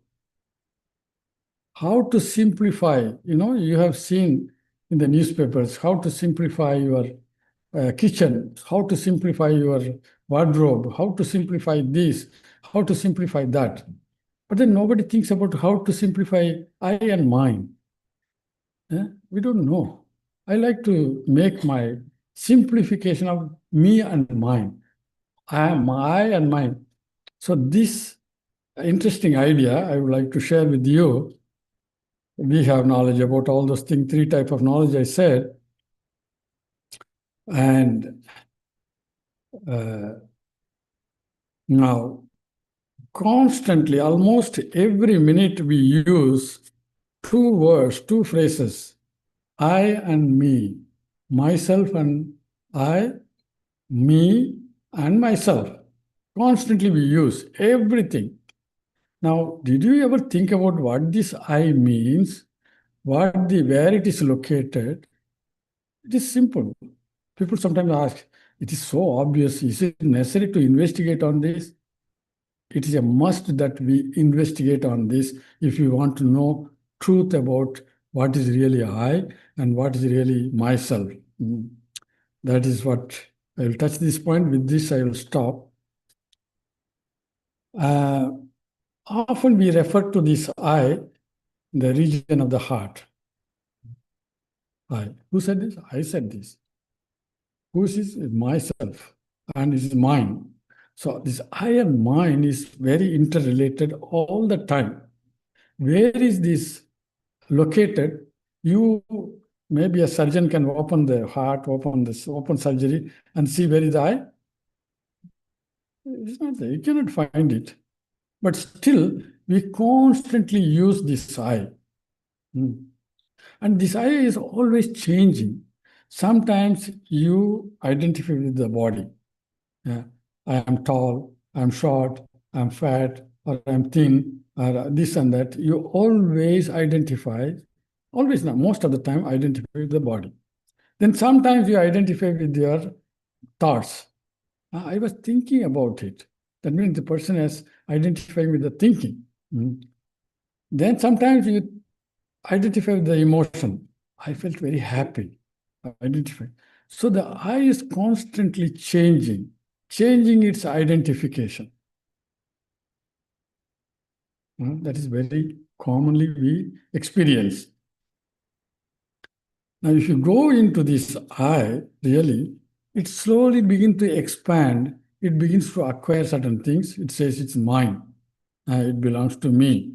It is my family, my car, my clothes, my this and that. It is slowly spreading its wings. Okay. And to make it short, this I and mine is constantly changing its position, changing its association, changing its identification. Is there something really I? Is there something there? Yes, it is there. Whether you are a religious person or you don't believe in God, you always say I. The non-believer also says I. Sometimes the dogs and they bark. I sometimes feel they also want to say their way of language, maybe. So everybody expresses this. I and mine. Where is it located? We don't know. But we always point out to the region of the heart. If you open the heart, if you make a open heart surgery, it is not there. So there must be somewhere this I is located. That is the center of consciousness. That is called exactly the center of consciousness. The center of consciousness in the region of the heart, to just indicate. You don't say I here. You don't say I. You don't say I here. But it is the center of the region of the heart. Think about it. Something interesting. I don't see, open surgery, I don't see. But still, I always say, from birth to death, I always identify. So this I and mine is the center of consciousness. The center of consciousness always shifts. Sometimes in the heart, sometimes it is below the heart, sometimes it can be thinking about it. The posture can tell you, thinking about it. So the wonder of wonder is this I, when it identifies with something limited, with the body, with the mind, with the emotion, it feels small. It is threatened. Now, I don't feel you or I. Now, I feel myself only I. So you and he, this I now divides. This is not me. That is not me. This is not me. That is not me. So if you look at it, what are all not me and mine is huge. Huge. In fact, there is no limit to that. This is I and me, and what is not my and me or myself, it is huge outside. The whole world, the whole creation is not me.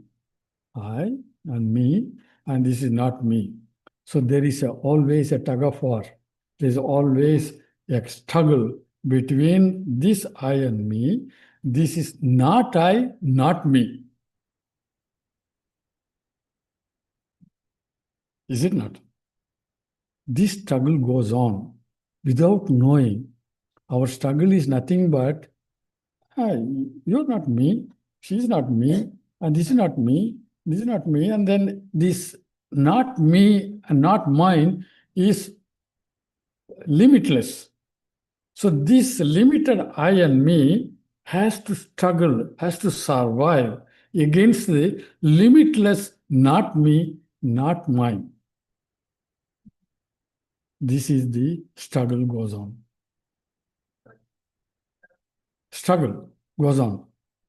You see, can you get the idea what I'm trying to say? Not me, not mine is huge. Huge. There is no limit to that. And this I and me is very limited. So there is always struggle.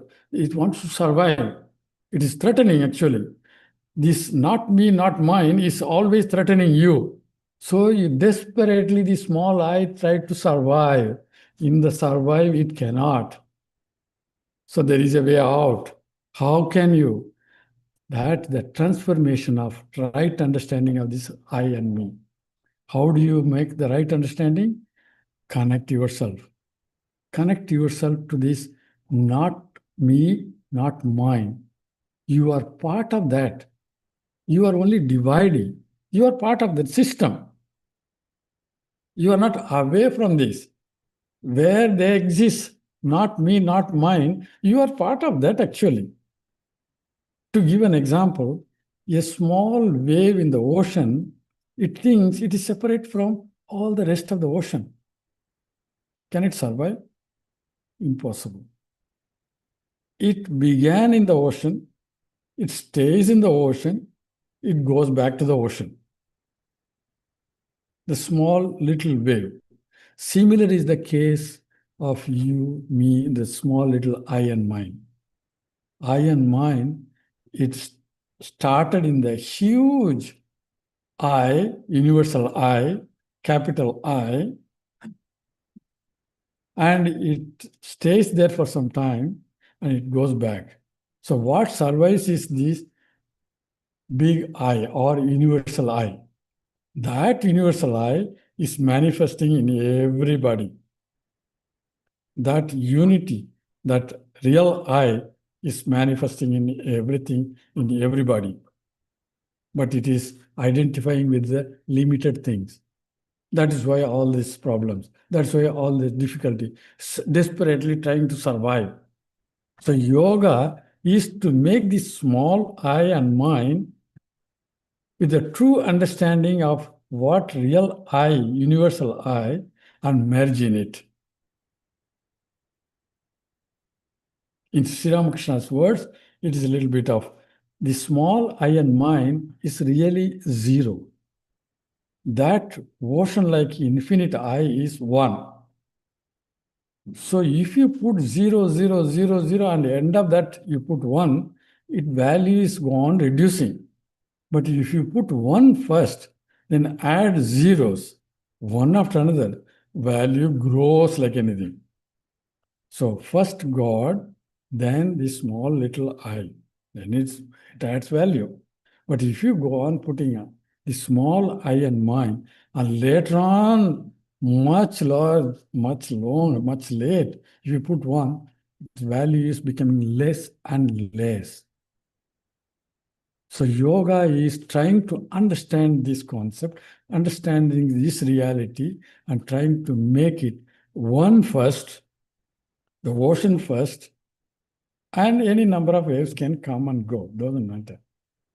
So I and mind, this limited I and mind, has its source, the unlimited I, universal I. So there is only universal I. The small little I and mind is nothing but trying to express that one great I. In Sri Ramakrishna, in great incarnation of divine that has expressed in full, it expressed only the universal I. In us, this small little I expressing the whole life and spending the whole life, forgot that original, forgot the source. That is why we have so much difficulty. So we have to be very glad being zero. The modern education will say, no, no, no, you are all. It's another way of telling. Either you are all or you are zero. Both ways are okay. But in between, no, no, I want this, I want that. Either everything is me or nothing is mine. That is the reality.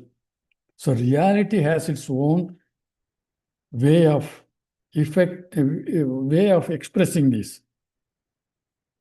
So this I and mine, small little I and mine, now and then can connect itself to the source. Oh, that is that real universal I, that real infinite I. I am part of that. So if at all this I and mine remain, let it remain, but let it not forget the real I.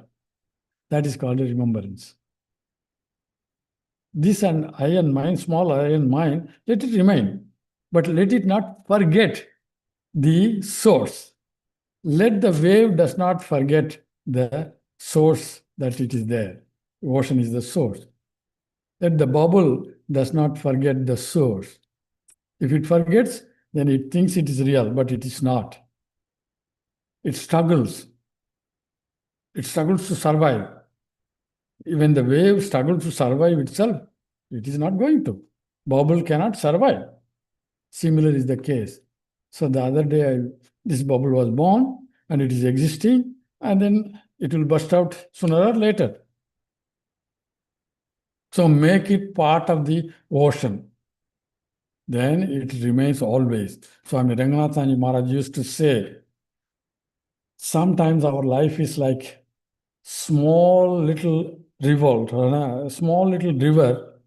Suddenly there is heavy rain. It starts one place and ends in another place because it dries up. The river that starts in one place suddenly and then ends in another place and then it disappears. Our life is like that. But real life is, if the river starts like one place and ends in the ocean, it never lacks, it never dries.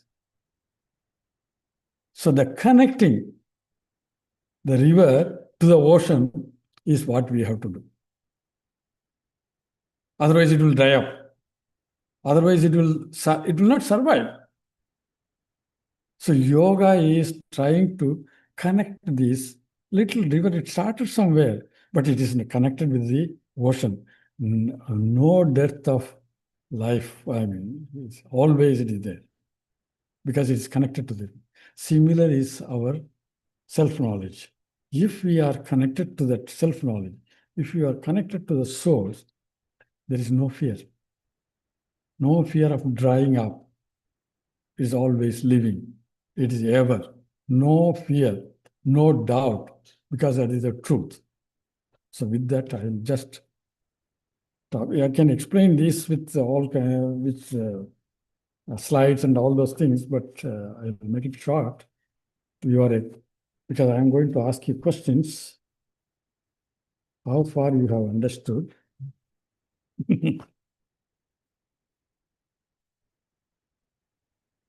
Okay. Okay, go ahead. Who want to ask what? Just to stick to the question. Ask intelligent question.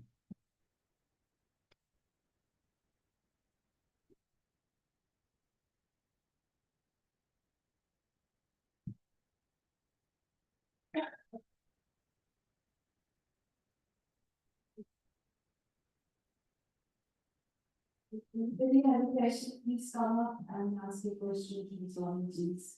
There is no doubt. That's why nobody is coming. It's all resolved. Once you go out of the gate, then all the problems come again. All the doubts come. Now, others should hear your question.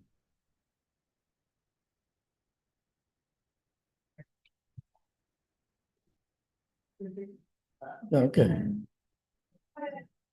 Thank you for actually first. I think you've been able to explain some very complex ideas without using any Sanskrit, any quotations from Upanishads and Bhagavad Gita, but have been able to brilliantly explain this to us in a manner that I think most of us have been able to understand. I really liked what you said about, first of all, how to clear a mind and prepare the ground so that the little river can start and figure out how to join the ocean. Now, when you said that we are always involved with I and mine, and what is the rest of it is actually not us, and that idea actually bothers us. We see that in attachment of people with their family or children. So, is one of the ways, how would you recommend? Is it to start with Very simple. How do you identify the family and other people with whom we are attached? How do you manage that with this idea? Just connect. These are all children of God. My son, my daughter, they are all God-given children to me to take care of. I am the custodian of this to the best manner possible. I will take care of, I will give education, I will grow everything, and I will give liberty to them. And I will have my liberty also. You see, that way you transform that my family is God's family, devotee's family. You identify with the anything about God consciousness or spiritual ideal, then it becomes a sadhana. My son, my daughter, for example, one devotee, lady devotee asked Sri Ramakrishna, uh, Sir, I am very much attached to my grandson, very much attached to my grandson, because every grandmother, grandfather attached to grandchildren. No? So she said, I am very much attached to my grandchild. I don't know how to deal with it. On one side, you are telling this detachment, this and that. On another side, I have attachment, and it is a responsibility. He said, no, no problem. You see the child as Krishna. You see the child as Sri Krishna. Even if it is a little funny in the beginning, if it is Sri Krishna as a child, then how you will treat, how you will see, you are remembering Sri Krishna through the child. And at the same time, you are filling your mind and heart with the God consciousness, Krishna consciousness, and slowly, slowly, you will find that child also grows in a different way, and you also grow. When time comes, and you will feel he is really God's child. So you get attached. Now, one more answer I will give you. Real life answer. It is really opened my eyes. It was in 2002 when I was passing through the northeast of Brazil. I came across, you remember I told about a girl who was drawing salary and who had a problem with the colleagues.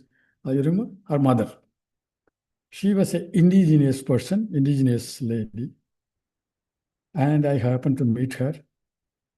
She was a teacher, and she had three daughters and one son, all of them well educated, working in high positions, including that girl who is now in somewhere Switzerland and doing a big job and all those things. This lady said during the conversation, we went for a pizza to eat pizza. No? There, everything ends in pizza. So as we are talking, she said, Swami, I have these four children. God has put me as in charge of these children. I am the trustee of these children. She did not say, these are my children. I feel that I am the trustee of these four children. I give education. I give everything they need. They have grown. I told them, you be free and let me be free. You see how wonderful she put it. You be free because I have given all that is needed for you to grow. And I also want to be free. I have done my job as if you are trustee taken care of and then now handed over. Now every child, even though grown up, is insisting, mother, come, live with me. I have an apartment. I will give you a house. She said, no, you have your freedom and I have my freedom. And I'm free already. Feel like. And everybody, all the children where they want the mother back. But mother says, no, I have given you all that is needed for growing free. Be free and let me be free. You see, the indigenous child, the indigenous woman, tribal woman, but I learned what a wonderful experience. So like that, we can develop inside. It's all a question of mind, as Sri Ramakrishna says. How you see it, how you give meaning to it, how you grow with it. You have forgotten your second question. Um,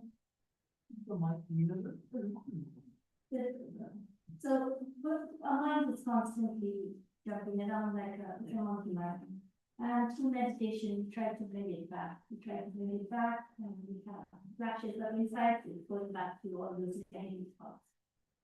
I read once something by Reconnet, when he said, when such a thing happens, you say something is wrong to you, and you're constantly thinking about that, it's bothering you, then try to read some passage where it's any spiritual book, any spiritual passage, and try to fill it up with, you said something about with positive thoughts. Or should it be concrete ways how, when it goes in that direction, how to think that Very simple. during yoga? Very simple. There are thoughts because there is a thinker. Imagine that. There are thoughts because there is a thinker. You caught hold of this thinker, the thoughts will disappear. It's that simple. You know what it is? There are thoughts because there is a thinker. Now get hold of this thinker. The thinking stops. How do you get hold of the thinker is the secret.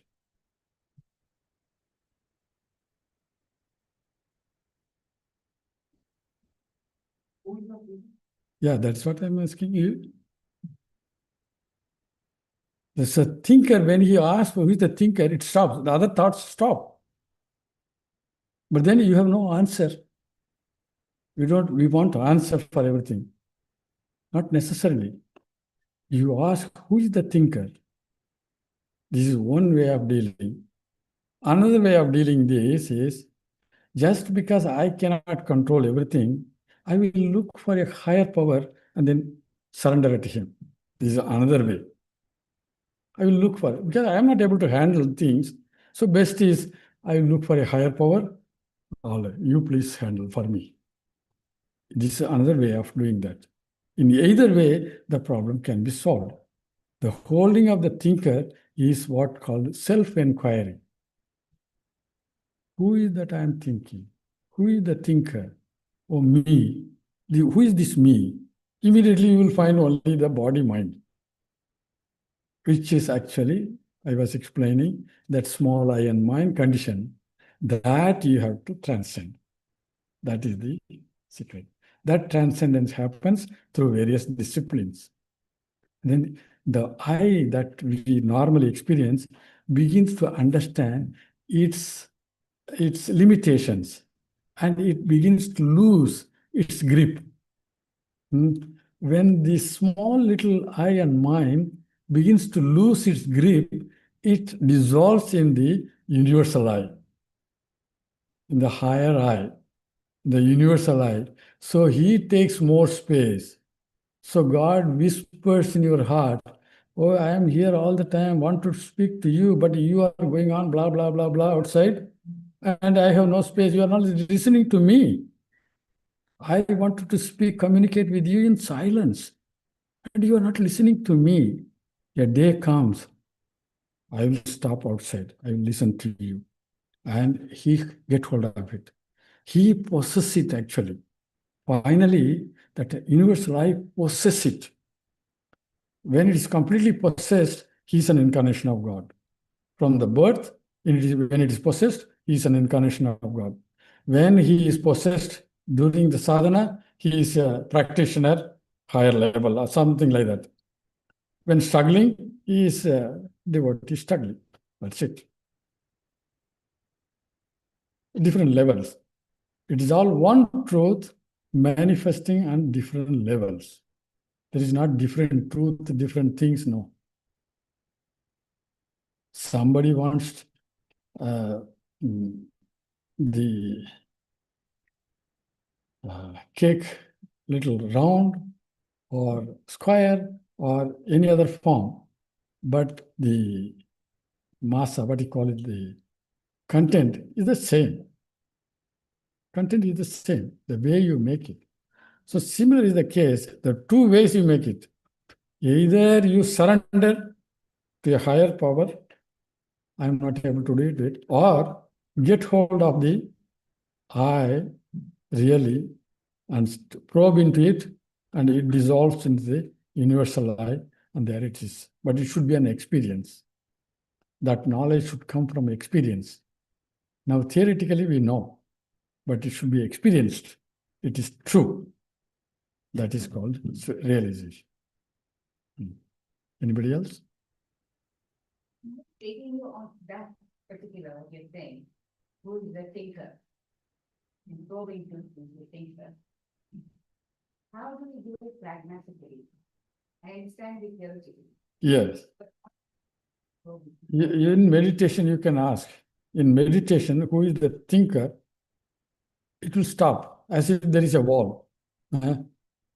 Me, immediately when you say me, I am the thinker, you will see your body and mind. That's all you are identifying, which is not real, which is slowly. This I, now you go further, little bit further. Where was this I when you were deeply in the sleep? You were in sleep profoundly. There was no I. Nothing. And you cannot deny that there was I coming back, because you are saying, I slept very happily, very profoundly. You say, so there was why, and from one point of view, there was I, another point of view, there was no I. Now, which is true? Go for it.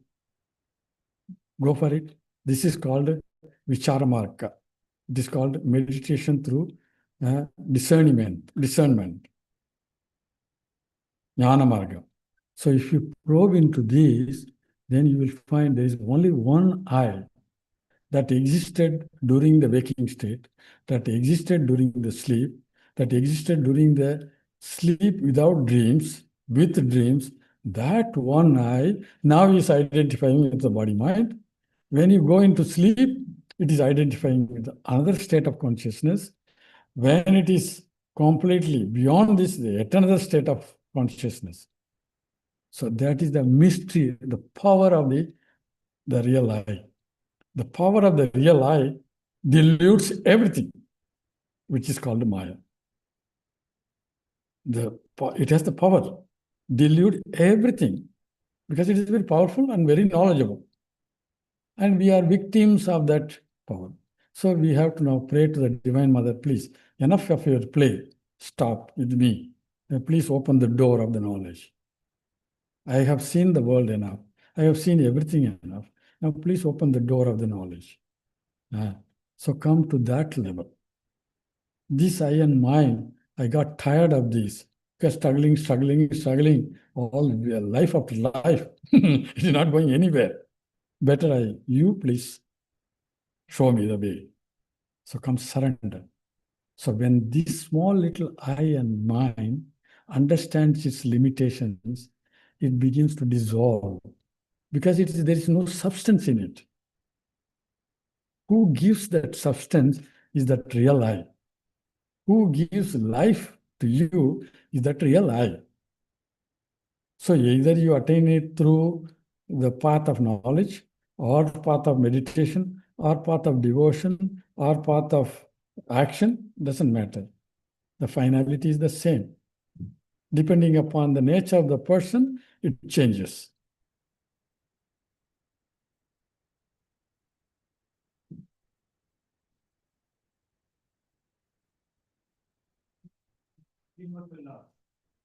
Hmm?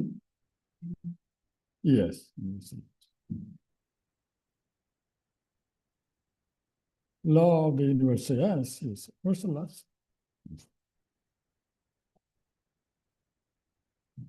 Anything? So we have come to the auspicious moment to say something. Anything? Yeah.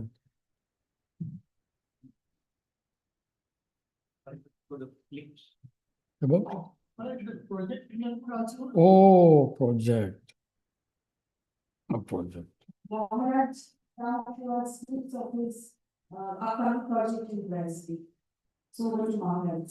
So we have said this, but is it?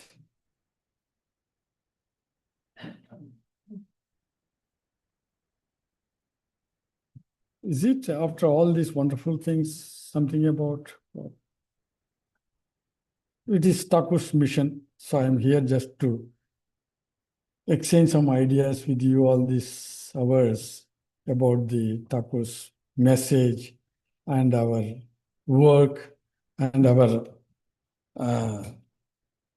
joys and struggles, everything. Thank you for listening. I was just talking about this to our Swami, to the other devotees. I feel like not talking about the subject, but really? You want to hear about it? This? Yeah, no, 6, 7 slide, but then the subject itself something other level. Because coming to this, Takus mission. So we like to, if you show that, yeah, it is related to Takus mission, then I will share with you. Otherwise, it's okay.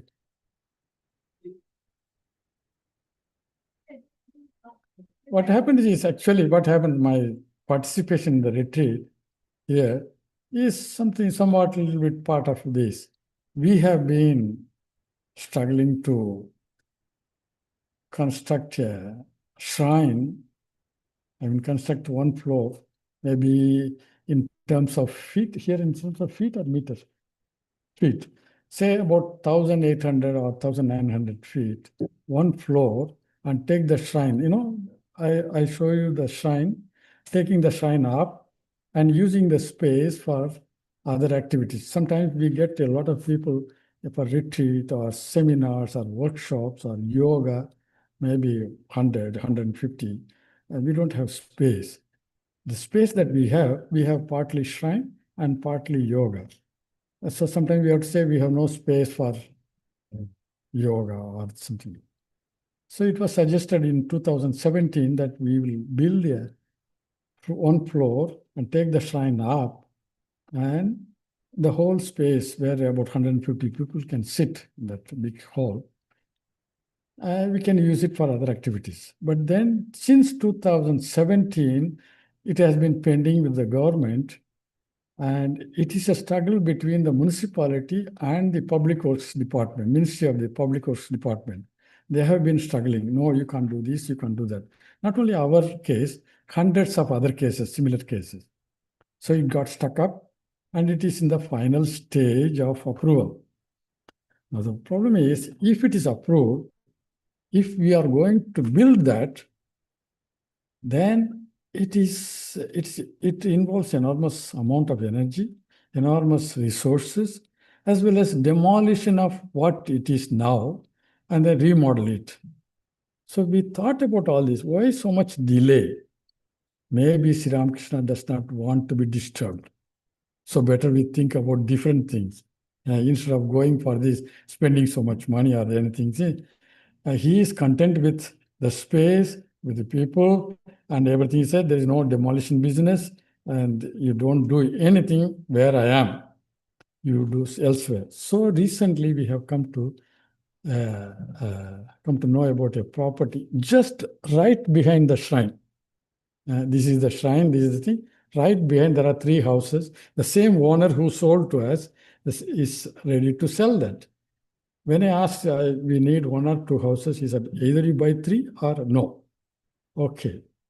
So in the meantime, one of the tenant of one of the houses, there are 3 houses, which good area, about 4,000 or 5,000 square feet area, all the 3 houses together. And finally, we agreed 2 houses. Okay, space for 2 houses, you can give it to us. And we had discussion with them, almost finalized. Theoretically, we have finalized. And you just open open a window, and you are there in that space. There is no need to open separately and then do. And you do the construction or reform, whatever you want to do. So that is the idea. It was going on, and then I said, okay, how much it is going to involve? It's about 2 million or something on our local money. And we have some, all through the years, we have been economizing and then keeping, and about 30 to 40% is, 30% I think is still needed. Needed. And that is what I wanted to say. No, I don't feel like telling this, because we don't normally say like this, but then I wanted to show how it is. And in terms of dollars, you can say about, yesterday we were talking how much about. It involves in terms of dollars about $300,000 purchase. Only the purchase. Later on, you can do it slowly. There is no need to hurry about it. And as and when the resource comes, you can do it. So for purchasing it's about 350 in terms of dollars. Yeah, around $400,000 in terms of dollars, the whole property. And we have about $340,000 already we have. So it's a little bit of about $40,000-$50,000 is missing or we are yet to find. And when it is done, then we just take possession of the house and slowly we try to realize without demolishing, without doing anything of the present situation, present position of this. So just let me just clarify this.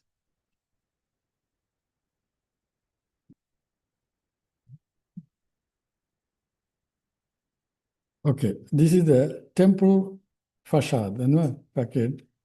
Where our temple is, temple, and most of the activities are done here.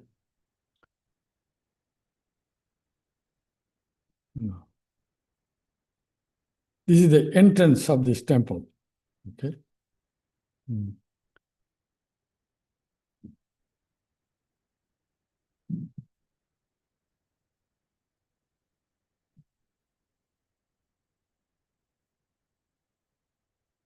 There it is.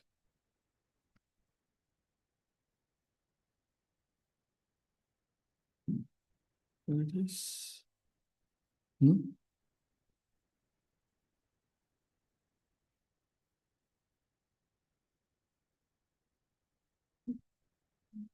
back in.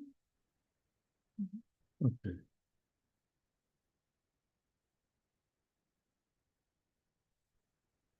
No, it's stuck on that.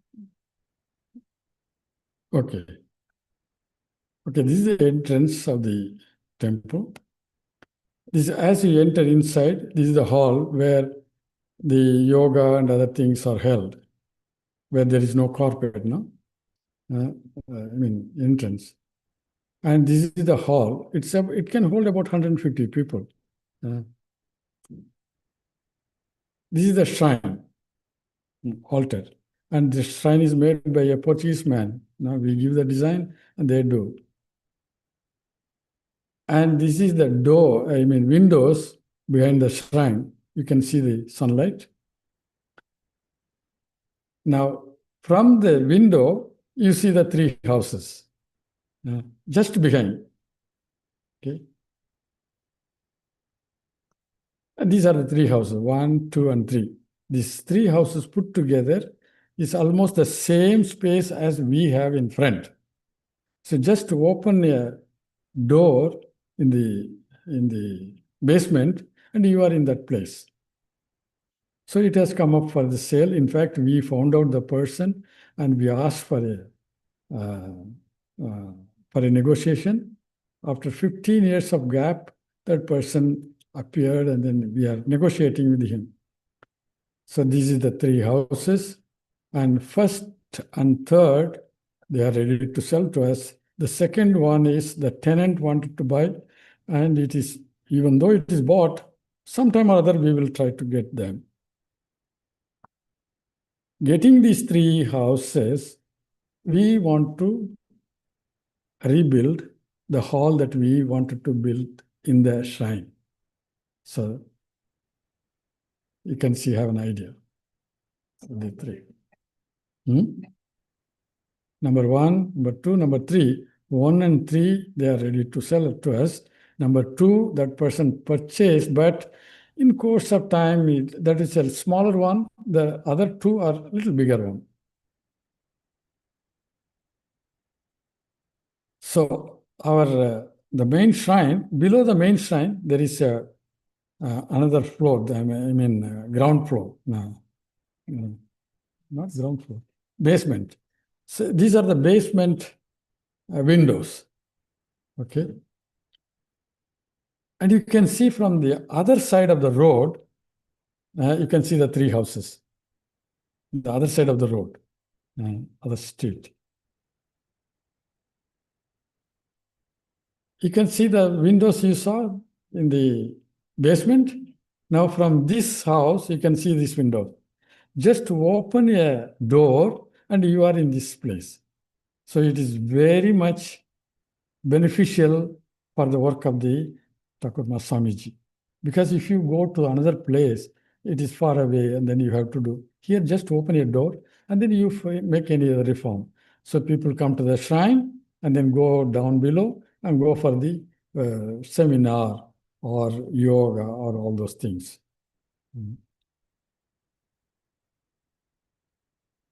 I think that's all. So that is the project where we may be in need of that missing amount. I don't know. I don't feel like saying that. But anyway, it is Thakur's wish. If he wants, he can fulfill. I take it that way. You put the, you tell that in the name of this, and then whatever he wants, what he thinks best for his work, he will do. That's it. There's nothing credit about anybody. What he thinks necessary, he will do. From where it will come, somebody asked from where it will come. I said from wherever it is, it will come. Yeah. So we'll just have this project still in negotiation. After getting back, I have to finalize with them, either yes or no. That's it. That's where it stands.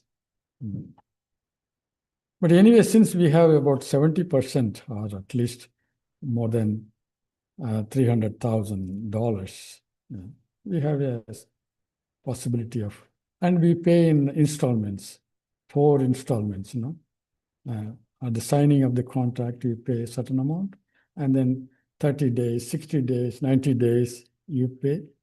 So they agreed to all these things. So that's it.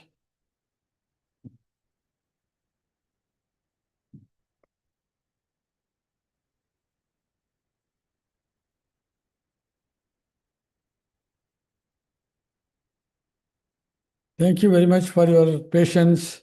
Thank you very much for your hearing. Too many things, too many ideas, too much of information for in single day. I know it is not easy to register. It is not too easy to assimilate, but still try. There will be some ideas they will be trying and it will work. A day will come, you will say, oh yes, I heard this. Then you will remember, then you will try. And when you make your move, one step, it is certainly true that he comes in your direction 10 times faster. No doubt about it. This is our faith, and this faith will be converted into conviction when you have the experience. Until then, it will remain as faith. When faith converted into conviction, there is no more going back. No more going back. Much of the things are resolved. So until then, the faith grows, devotion grows. When it becomes conviction, that's it. It is in another planet. Thank you very much. Thank you very much. And I thank heartily my brother Mahant Swami Sarvasthanji Maharaj to give this opportunity to interact with you, to interact with the devotees yesterday. And it's a great opportunity. I'll be very grateful to him, grateful to the devotee, grateful to all whom I know and whom I have seen here, and with whom I am interacting with through the internet. They are there, they are not appearing physically, but they are in tune, they are connected in the thought level. So to them also, my thanks, my grateful thanks for listening. Thank you. Thank you, everybody. We Thank you very much, Swamiji, and I would now like to invite Purva to the opening thanks, please. And before I hand over to her, I want to thank the audience once again for coming here today, and I wish you a safe journey back home. Thank you. No, just we'll finish with the prayer. Huh?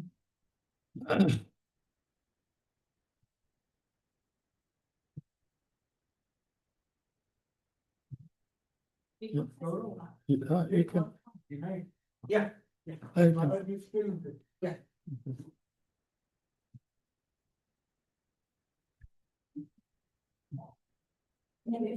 Thanks. From the end.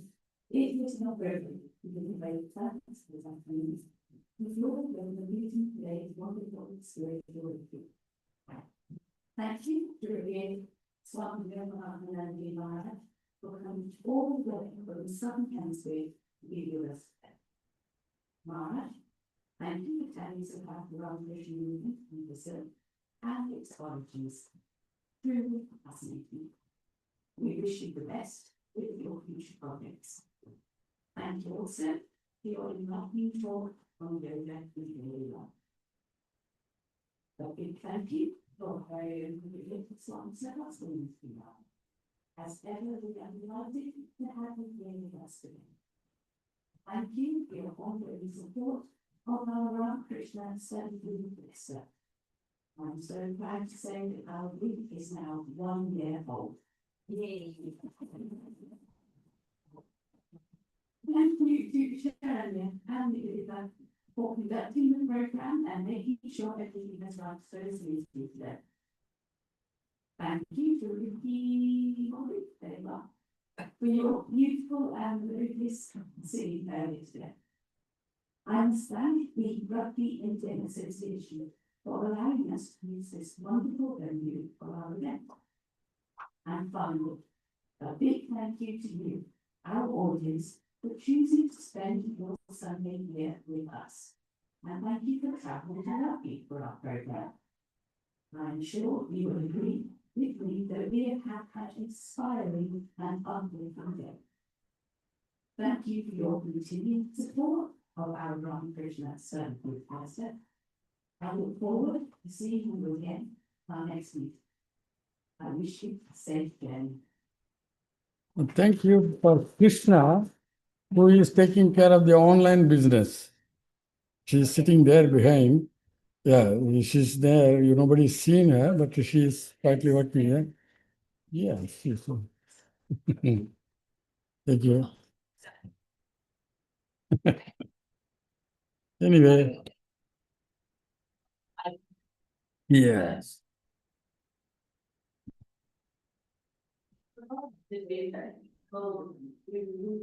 Yes. Everybody, I can stand here forever and nobody will ever get them. I go around thanking everyone who has made today possible. So thank you all. Just, I will continue and no one's in. just a silent prayer for a minute.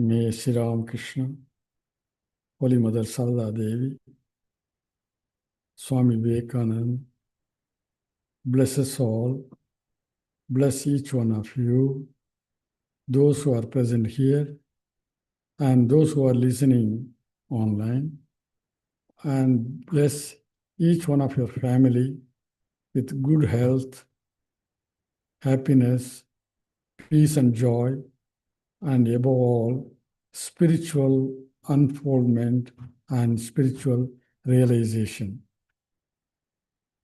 Jai Sri Ram Krishna, Jai Holy Mother Sarada Devi, Jai Swami Vivekananda.